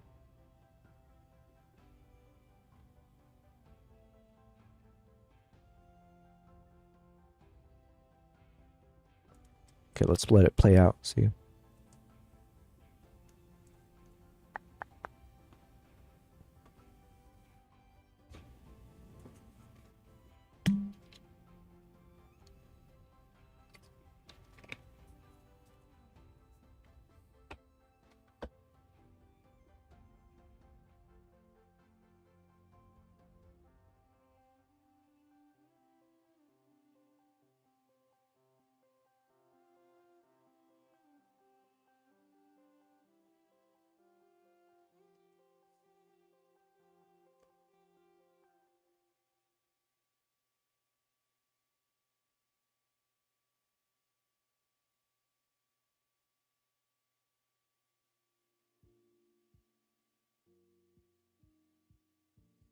And then these shots, they're decent, but there might be better ones. All right, so this is where we want to continue looking. Oh, we did have, oh wait, hold on. Can we match this shot? We had a shot earlier, right? This one. Oh, okay. So we have this dude lounging, and it looks pretty similar to this shot. So let's see what we can make do.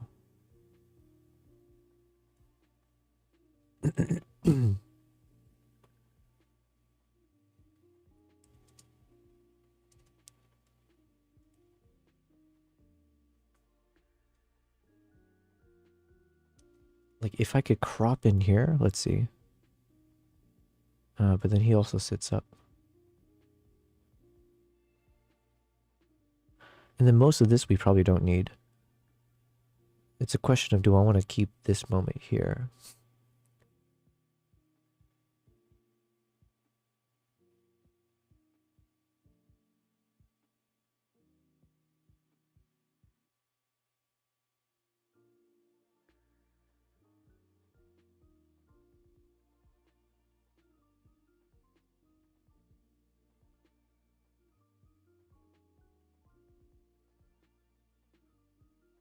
Here, let's let it play out. I'm kind of stuck on this one. And I think what's... Yeah, I think I need to just... Hopefully I can make the color grading look seamless. Because obviously it looks quite different here.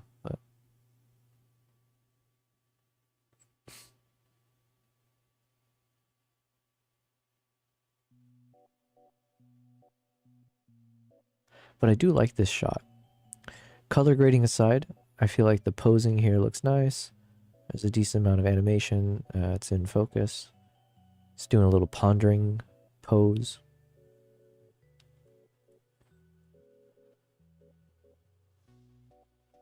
And then this scene, or this part of the scene, doesn't add much if our theme is about like being playful. But so we can crop this part out possibly.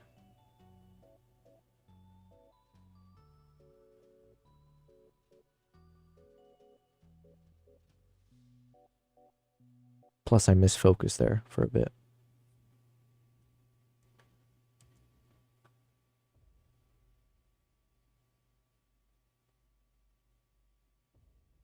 So what if we cut here?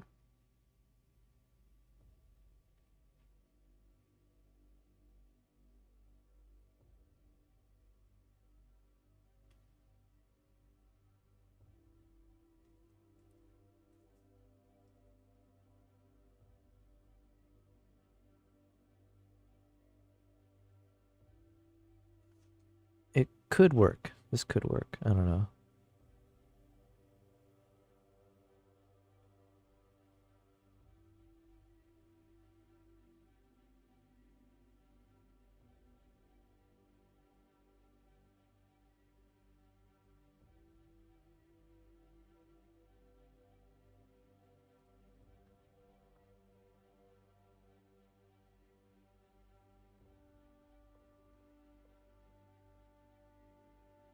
So I still feel like these shots here should show up later. Maybe towards the end. Let's keep looking.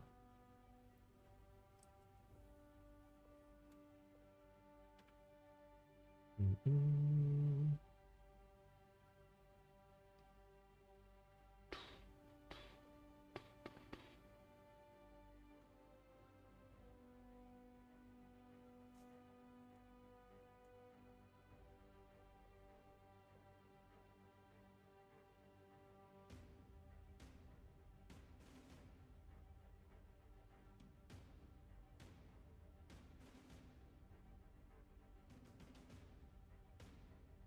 Baby coming through.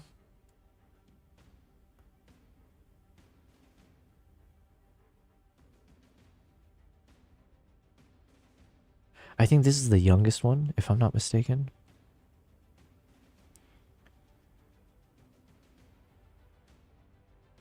Dang, I think we want to keep all of this. Oof.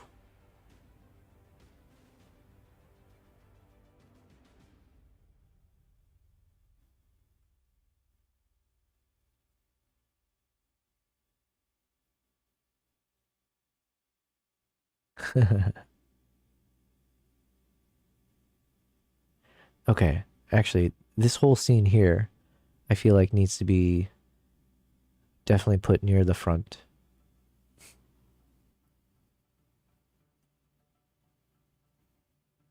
And honestly, I could play the entire thing out. This whole thing is fun. Because now you're seeing like the dynamic of all three of them. And they're all fairly young, right? They're all juvenile.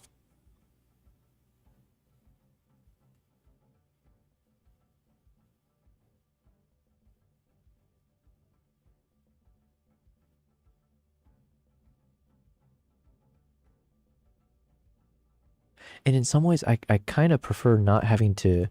I like when I have a super long shot that doesn't require a lot of cutting in between.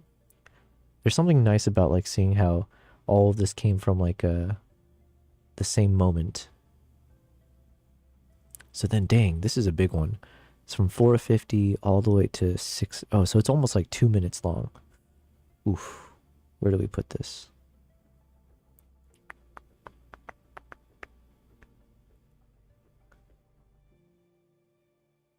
I want to put it somewhere towards the beginning. So if we got, okay, we get chip number 1 doing the stomp. Then we have chip number 2 charging in. Close up, clean. Goes away. And then here. Okay, so let's see. Let's see how this plays out. And then obviously we'll do color grading and all that fun stuff.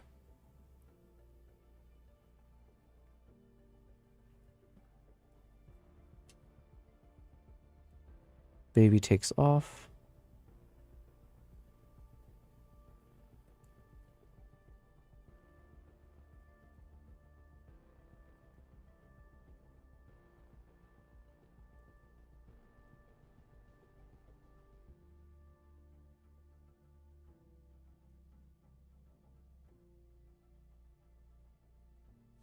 And then here, I guess I can cut a bit since I was out of focus for a bit there.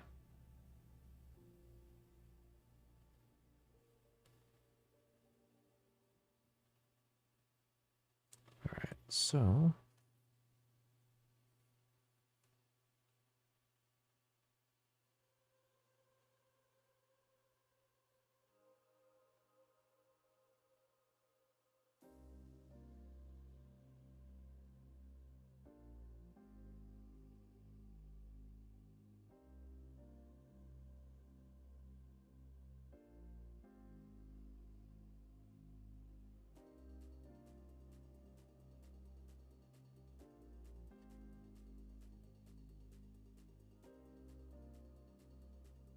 I feel like you can almost tell. I mean, obviously, this is not what they're thinking, but if you could like imagine what's going on in their mind, I view it as like this. Obviously, this is the older sibling, and his job, his or her job, is to take care of the youngest. And then here, the youngest kind of is super curious. They both see me with the camera and like, you know, us people, humans. And then the youngest one is super curious. The older one tries to stop, but he missed and he doesn't want to get any closer, but the baby's already close to us. And so then he's just like kind of watching, monitoring. And then at some point when the baby goes back to the older brother or sibling, you see the sibling like admonish him for a second. It's like, yeah. Right here. It's like, get your ass back over here.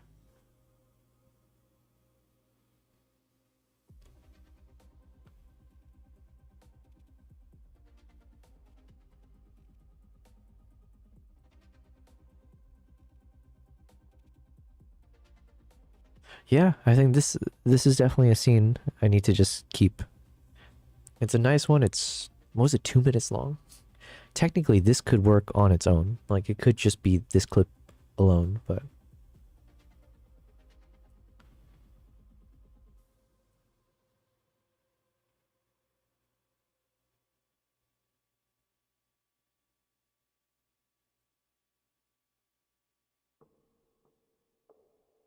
And then that last part, maybe I'm open to getting rid of some of this.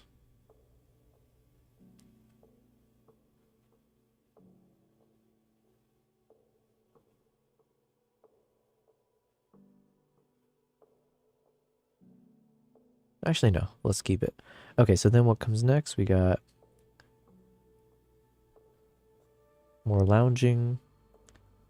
Lounging. Close-ups.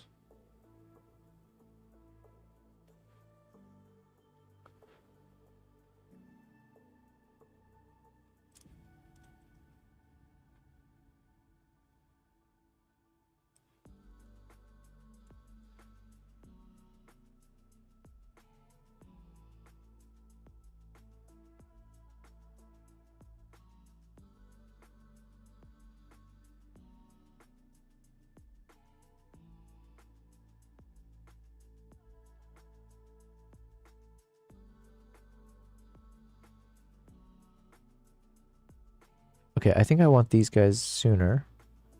Because we had all these shots where the chimps are just kind of lounging.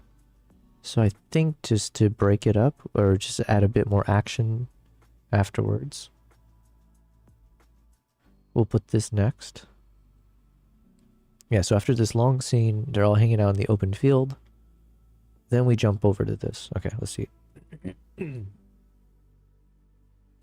Fed, you said if you remove the whole last clip, you could use that as its own little video. Yeah. Oh wait, I don't think I saw your message when I said that out loud. So we're thinking the same thing because it's like about 2 minutes long. So technically, it could be its own thing, but like I also don't know. I feel like part of me feels like if I do a bunch of these like mini clips and just post it on YouTube on its own, could it get a bit annoying versus like just having a longer piece that instead of publishing like 52-minute videos, let's say, if I just do a few chunks, you know what I mean? Well, let's see. If I end up having too long of a video, And if I could cut 2 minutes out to make the first video concept work, then I could post that as like a secondary one.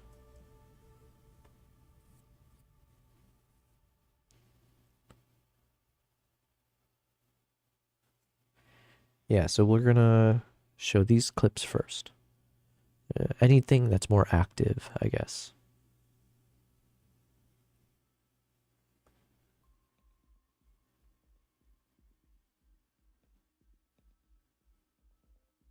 Smack.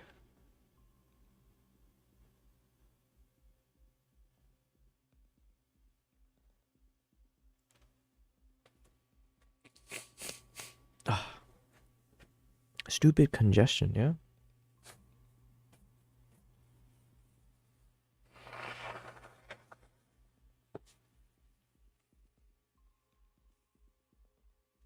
Man, how come it takes me so long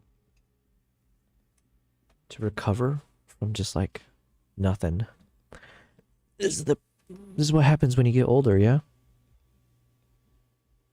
Alright, so all of that I think works. Then we got our next scenes, which are like lounging. So maybe we'll find some new shots that should be closer up. Okay, so these are some of the new shots. Let's keep looking.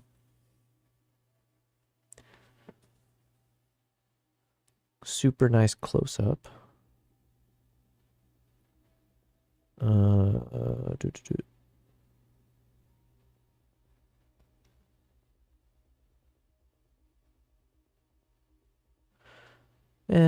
I'm not feeling this one as much as some of the other shots we got. It was promising at first, but I think the stabilization looks nasty. Let's see. What does it look like without? Hold on.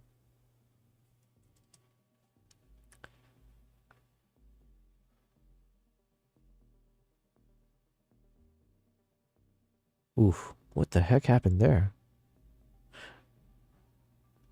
That was wild. I don't think I had any stabilization on that one, actually. Here, let me drag this one out for now.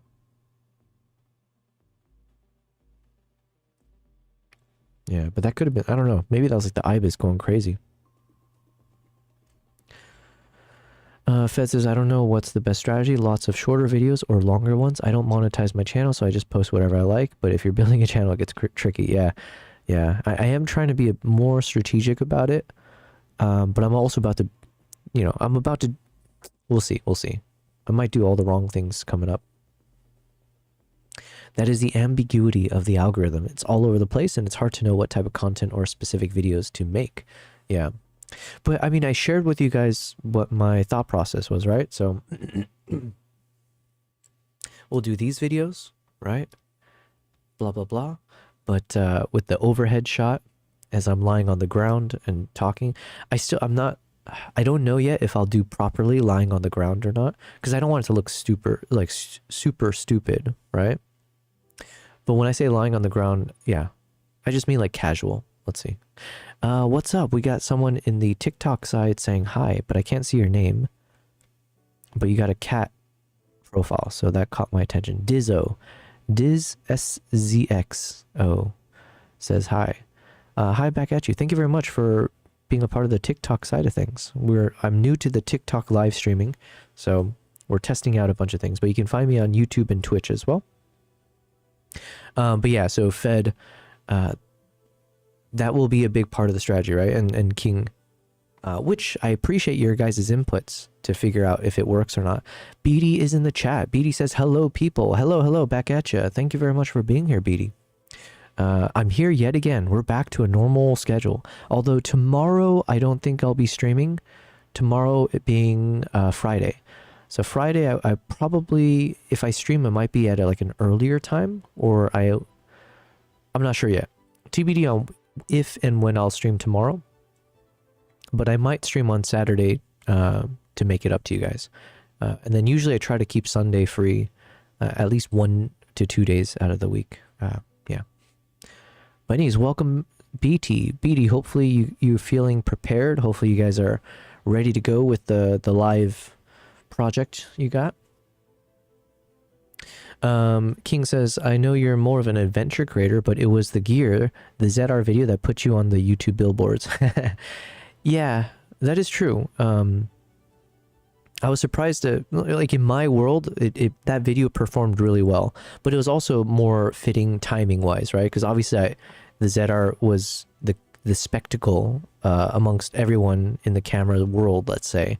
So thankfully my video caught enough people's attention to strike the algorithm, but with my size, it's like, I can't keep saying that, because I think that's also a crutch for me to use that as an excuse. But like, yeah, I think I still need to have consistency with the YouTube algorithm to make it know what I do, because I still do too many random things, right? We're doing these live streams, we're doing like the very focused wildlife content, we're doing like these travel vlogs, we did like a short film now, and we're doing these like talking head, product reviews and stuff. So excuse me.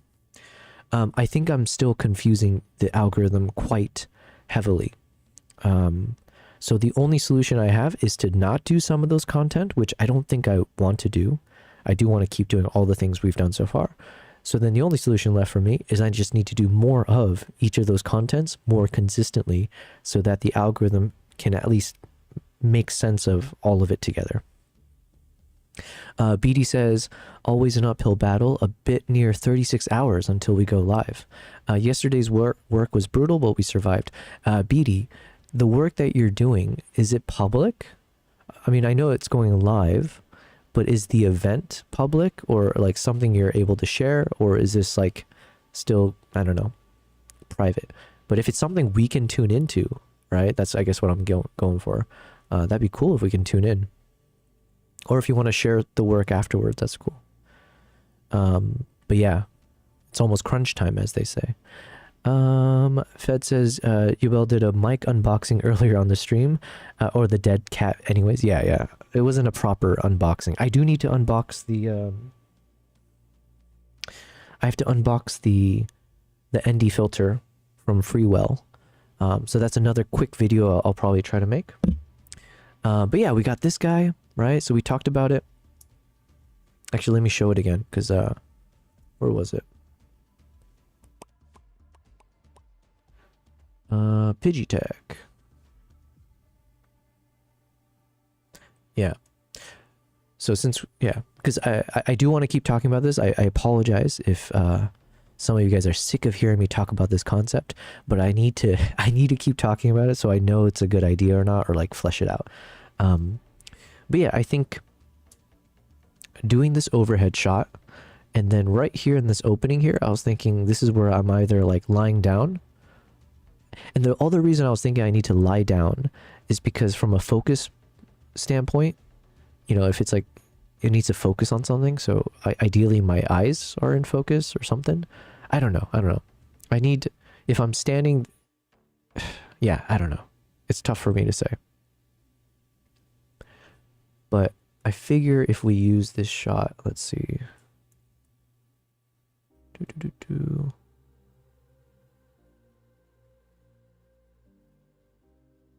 Let's see if I can find a moment.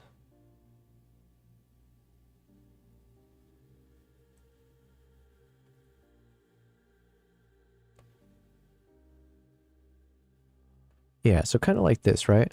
So right here where there's like this opening in on the floor, I can see myself kind of lying down here somewhere, in a clean way. I don't like dirty. I don't want to, lie on a dirty floor.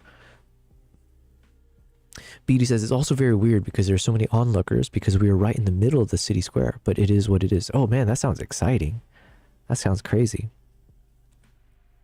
But yeah, so then imagine I'd be like kind of chilling here on the floor, and we've got our little cable with this shotgun mic, and I'm just talking to it.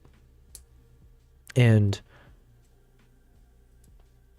I was thinking like, okay, well, my goal would be I can publish that kind of video style at least twice a week. Definitely once a week. I need to get into consistency where like you guys should be seeing at least one new piece of content from me every week that's more of a talking head video as opposed to the cinematic videos. So obviously you guys get these live streams, and I do appreciate all of you guys who tune into the live streams, but then I need more digestible clips or moments that, you know, people who can't or who don't really care to watch live streams, this will be like their gateway into hearing more from me speaking, but not speaking in a scripted way, but just like literally me talking for a few minutes about whatever the thing is. And then my thought was like, if you're seeing me lie down here in this kind of opening gap, I would just spend some time, and hopefully with this editor that I'm working with now, fingers crossed, guys, fingers crossed that this is the one. We can create a cool concept where, you know, as it starts off, you would see like a nice minimalist title pop in. And I was thinking I'll call this the Behind the Lens series. So it'd be like a completely different playlist on my channel called Behind the Lens, because it's meant to be like the behind the scenes, right? And I actually have Behind the Lens as my Instagram community. I have it as my WhatsApp. So yeah, I figure I like the terminology. And so it'd be my BTL Behind the Lens series, where you're seeing literally like behind the scenes of me talking, not the fully, you know, whatever, like the clean, polished work. Fed's asking, what is the motivation with this shot? Does it show the product better? It does nothing better. The only thing, the only motivation I had with this shot was just a thought that I had, was it last week? Where I was like, as I was thinking about my live stream setup, right? We got our selfie camera here. We've got camera 1 of Kimbap and then camera 2 of Nala. I was just thinking about like, what other things can I start to add to keep like making things spicy, you know, like just keep testing stuff and having different angles. So I figured doing like this overhead shot could look really cool. That was just my hypothesis, because I was thinking like if both my cats are sleeping and they're curled up in a ball or doing whatever, it just gives you another angle to enjoy as part of the live stream. That was the only motivation. But then as I was putting this Pidgeotech video together, I was like, okay, I need some overhead shot so then I can show me putting gear inside the backpack, right? So clearly I need an overhead for that. So then I was like, oh, let me test out with the C-stand. And then after I filmed it and I looked at it after I did this color grading in DaVinci, I really liked how this visual looks. And it could look even better, right? Like this is just, I didn't have time. Either we can make it a bit cleaner in terms of like what's everywhere, or we just leave it messy, right? It doesn't matter. But this view, I felt like was a unique angle that potentially I could make a part of my DNA and like a way to stand out from all the other channels that do the same concept, right? So yeah, what do I have that's different from other people? I mean, it's like, that's a tough question. I won't be able to say properly, but at the very least, I know I have my 2 cats here, which is very much a part of who I am and like how I make my content. They stay near me, which is nice. So yeah, we can have our 2 cats here, and if I just chill on the floor, I just thought it'd be a nice perspective. Because the thing is, like, I think my selfie camera, as you see here, it's no different from any other YouTube channel's kind of selfie camera view. Like this kind of, I don't know what you call this, but like the talking head camera. Not to say it's better or worse. It's just like, it's the typical shot. And then it's just all about what do you decorate in the background? How's your lighting? Blah, blah, blah. And it's good, but I'm already going to be shooting like this for certain content anyways. Right? So like when I do my talking head videos about like, hey, here's this gear that I'm reviewing, I'm going to be doing this talking style. So then what makes me do like yeah. So anyways, I was looking for something unique. Sorry, I'm repeating myself, I think, but, and then the other motivation was that I want to do a lot more casual content on my YouTube channel to mix in with my cinematic content.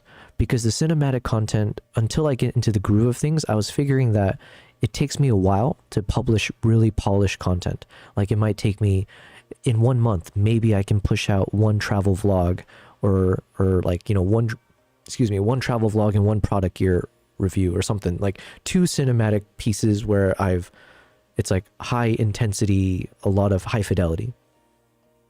And like, if I'm going to be a successful YouTube channel, that is like not enough content, right? That's nowhere near the consistency of published content that is necessary. So and the other thing is like to grow my channel, like you said, who was saying that? I think King Kruk mentioned this, right? The ZR product review video is the one that performed best for me. And yes, there were moments where there's like a cinematic trailer that I created, but it was mainly just a talking head video. It's me breaking down a review of this product. So whether it's for the cinematic stuff or if it's for the talking head, either way, I want to excel at both. So I want to treat my channel as equal parts talking head and polished cinema. So yeah, so anyways, so with that in mind, I was like, okay, if I can leverage this shot, if it can look nice, and if it doesn't look too tacky, if I'm like, lying on the ground here chilling and then like talking to a microphone, then I can use this as a format which becomes like a visual cue, right? So then every time you see a video where where you see this shot, it's part of this series of like the behind the lens, where I'm about to spend like 3 minutes or 5 minutes just breaking down something from my travels or some insights or whatever piece of knowledge I can share. So Fed says, yeah, I get the motivation behind all the other angles. Harold Balder was in a bar in Osaka where there was a second half floor. He went up there and he filmed down on the bar. Oh, that's so cool. I wish I had a balcony concept. And he filmed down on the bar from above. Was a cool shot from high above. Yeah. I think these like overhead shots, I'm late to the party, basically. I didn't really think about these overhead shots in any sense because it's just like hard to set up, right? It does require extra gear, or you need to be able to have something where you can place a camera, high up. So thankfully I have the C-stand. I do have a bookshelf. I could put stuff there as well. But yeah, it's a little bit harder to set up an overhead shot compared to, this like eye level shot or whatever else. So you don't see it as much. And it's usually like, I feel like usually people use it for like B-roll, right? It's not meant for like the primary shot. So I figured that could be a nice little twist where I make the overhead wide angle view be the actual primary shot more than anything else. And because I'll have a microphone, whether it's a wireless or like this shotgun mic, you don't have to worry about the audio quality, because obviously if I was filming with the camera far away, that could be one concern. But no, I got the microphone.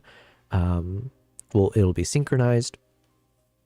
And then what I need to work on is that with all this wide angle space, obviously there's a lot of negative space that I could use to put like, so let's imagine maybe one of the first videos I make as part of this series is where I break down the first moment. What was the moment that got me inspired to pick up photography, right? So I could just like, it's just like a little bit of like sharing a personal story of how I got into photography. And let's say it's like 3 minutes or 5 minutes long. Well, as part of that, I would break down like one of my travels where I went to Costa Rica and I saw this like crazy view, blah, blah, blah. And I took a photo on the iPhone. So I have a whole story, which I can share off the cuff, right? It's just my memories.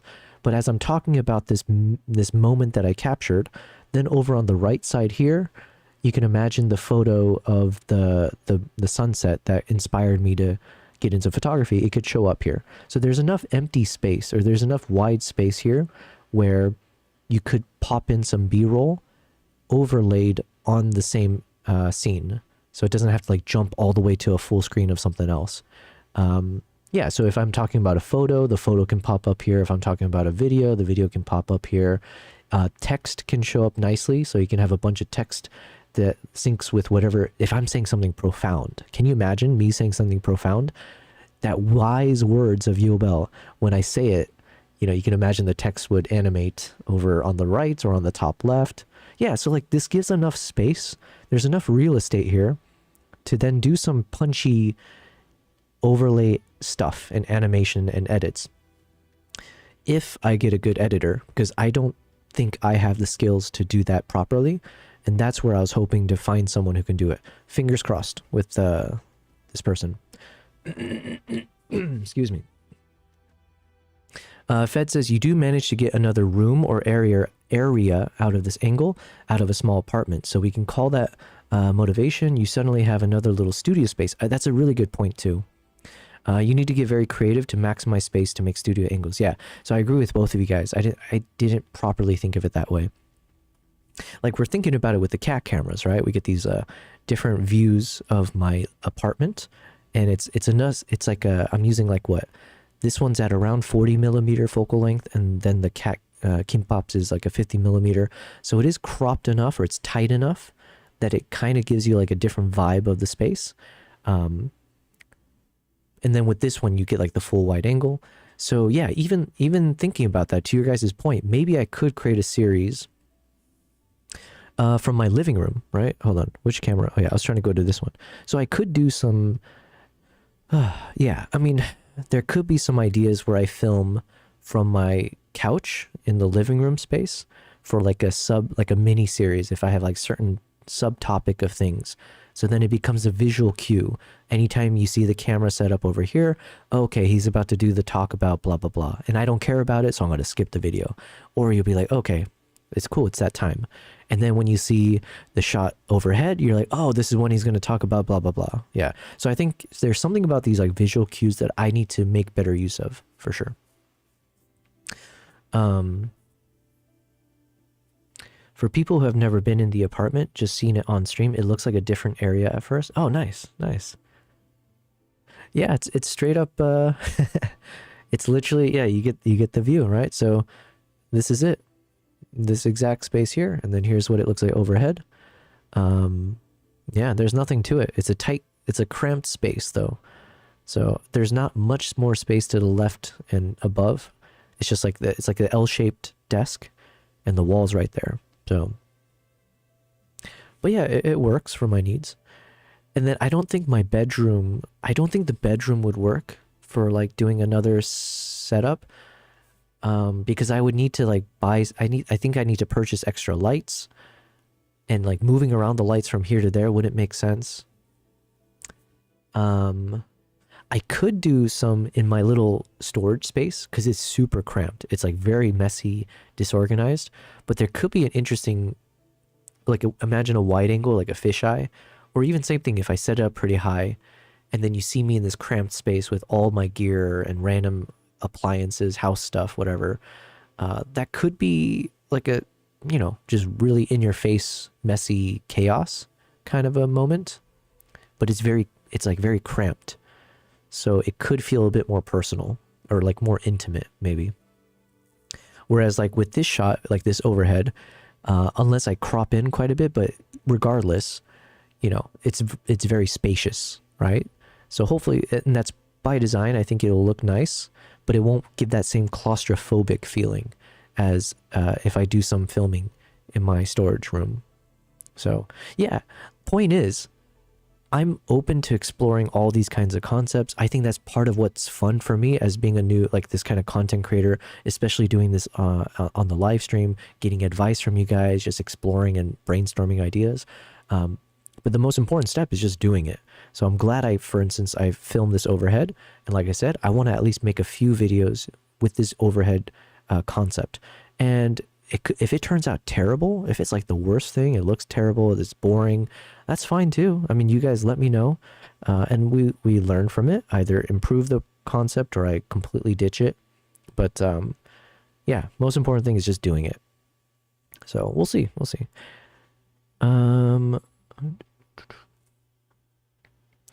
Fed, you said you live there and set up the angle, so for you it's just a view from above, but we don't actually know what your floor looks like, etc. until we saw that angle. That's a good point. Yeah, I guess, well, hopefully you guys enjoy this view. Yeah, so I could do the same thing in the couch. Huh. I mean, the couch is the couch, but it's, the way I've set it up, it's like it's a square.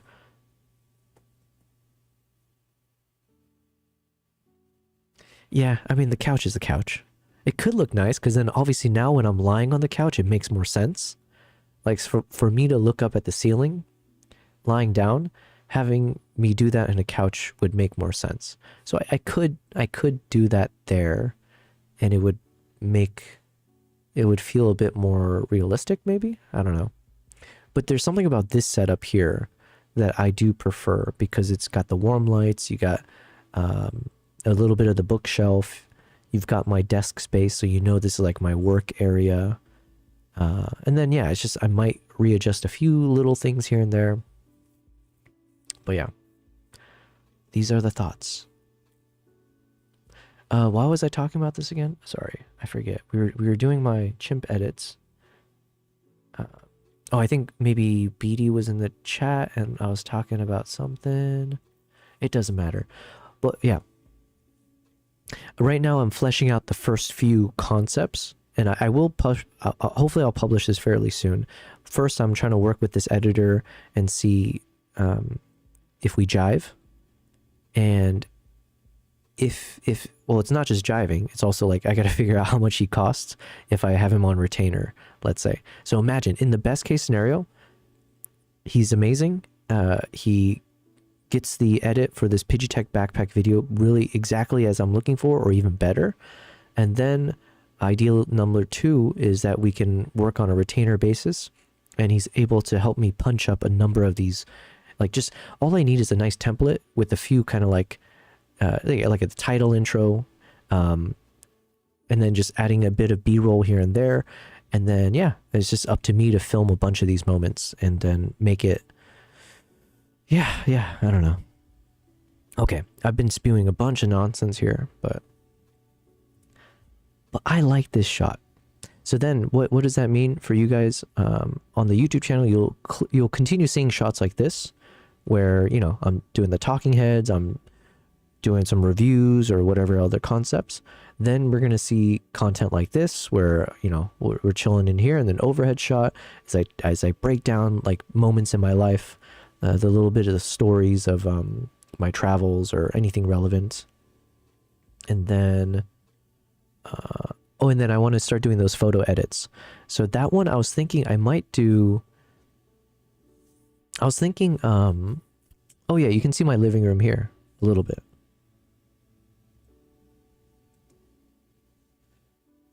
Let's see. So basically right here in between this bookshelf and the couch, I've got this, I have some gym equipment that I barely use anymore, and the cat water fountain and some of the cat bowls are back here. So this is where Kimbap eats his food. And then let's see, you can see the couch over there.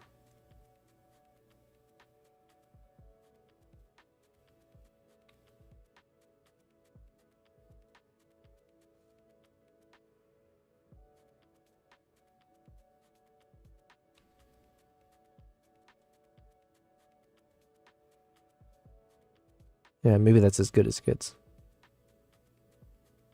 Yeah, I'll do a proper video later.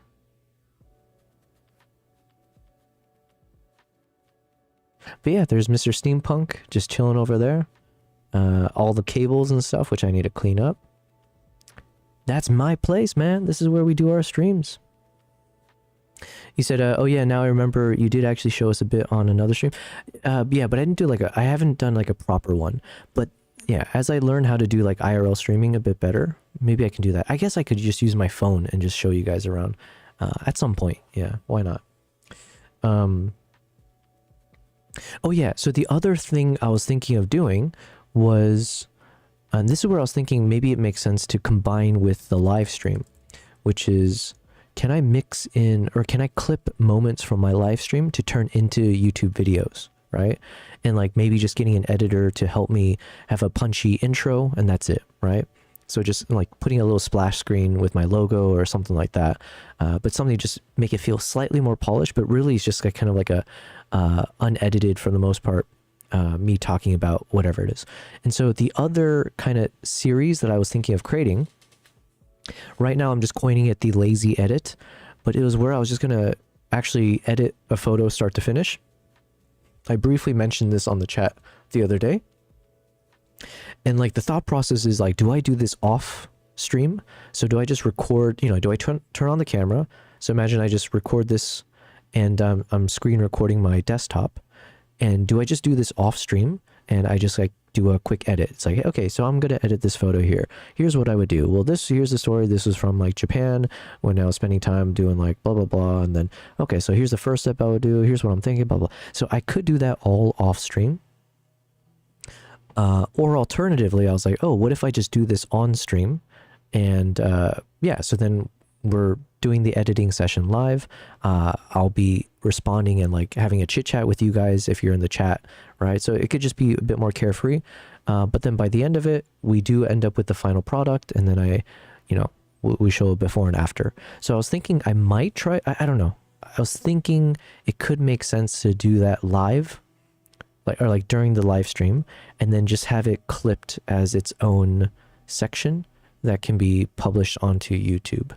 And then a couple issues with that could be that the resolution won't be so good because I'm streaming in 1080p or whatever.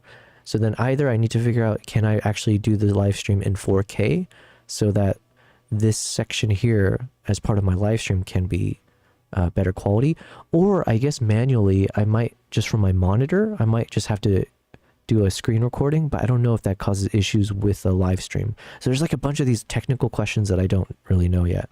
But those are some of the thoughts that I'm trying to figure out. It's like, okay, we can do this like a lazy edit series, and that way that could be its own playlist on my YouTube channel where you just see me doing some photo edits, and also I was thinking like video edits. So it's like, hey, here's how I'm going to edit this footage, and it's parked into a playlist for people who want either somewhat of like tutorial videos or just kind of showing behind the scenes of how to create what I create. Yeah, and that's completely separate from the polished work. Anyways, thank you guys for listening to me break down and brainstorm during a live stream. But yeah, that is what it is. Okay, it is now 11:47 p.m. So I think this is probably a good time for me to, oh my god, I've been seeing a fruit fly every single day, so now I'm nervous because I wonder if that means like, and I just got my apartment cleaned up properly yesterday, but I'm worried that like, did my cats throw up somewhere that unbeknownst to me it's somewhere, and I've been sick so I can't even smell properly, not that I could before, but I'm so nervous now. Like did they take a dump somewhere or throw up or pee somewhere they shouldn't have? And this fruit fly has just been, because I've been killing one fruit fly every day for like the past 4 days. So I've been doing my part, okay? And I just saw one fly by, so okay, I might have my own issue to take care of. Okay, what was I saying though? Oh yeah, so thank you guys. Thank you for a wonderful stream yet again. And what else is going to happen? So tomorrow, like I said, I may or may not stream. Tomorrow I might do a co-working stream, because I might be unable to stream in the late afternoon / evening tomorrow. So maybe I can do like a stream throughout the morning time if I wake up and am productive.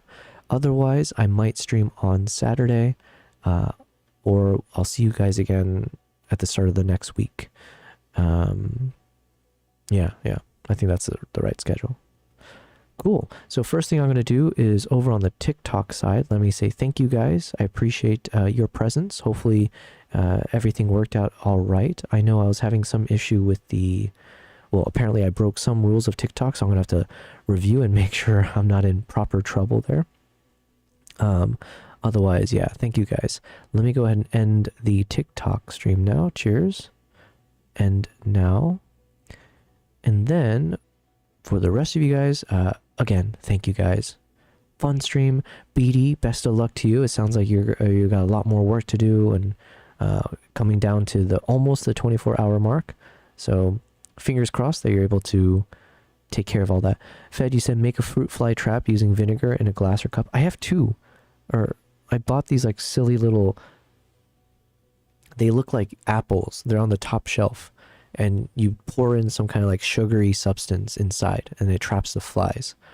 But clearly it's not doing the job. I got two of them set up, and I'm still seeing a fruit fly every day escaping or something. So, yeah. But I appreciate it. Maybe I should try some vinegar. All right.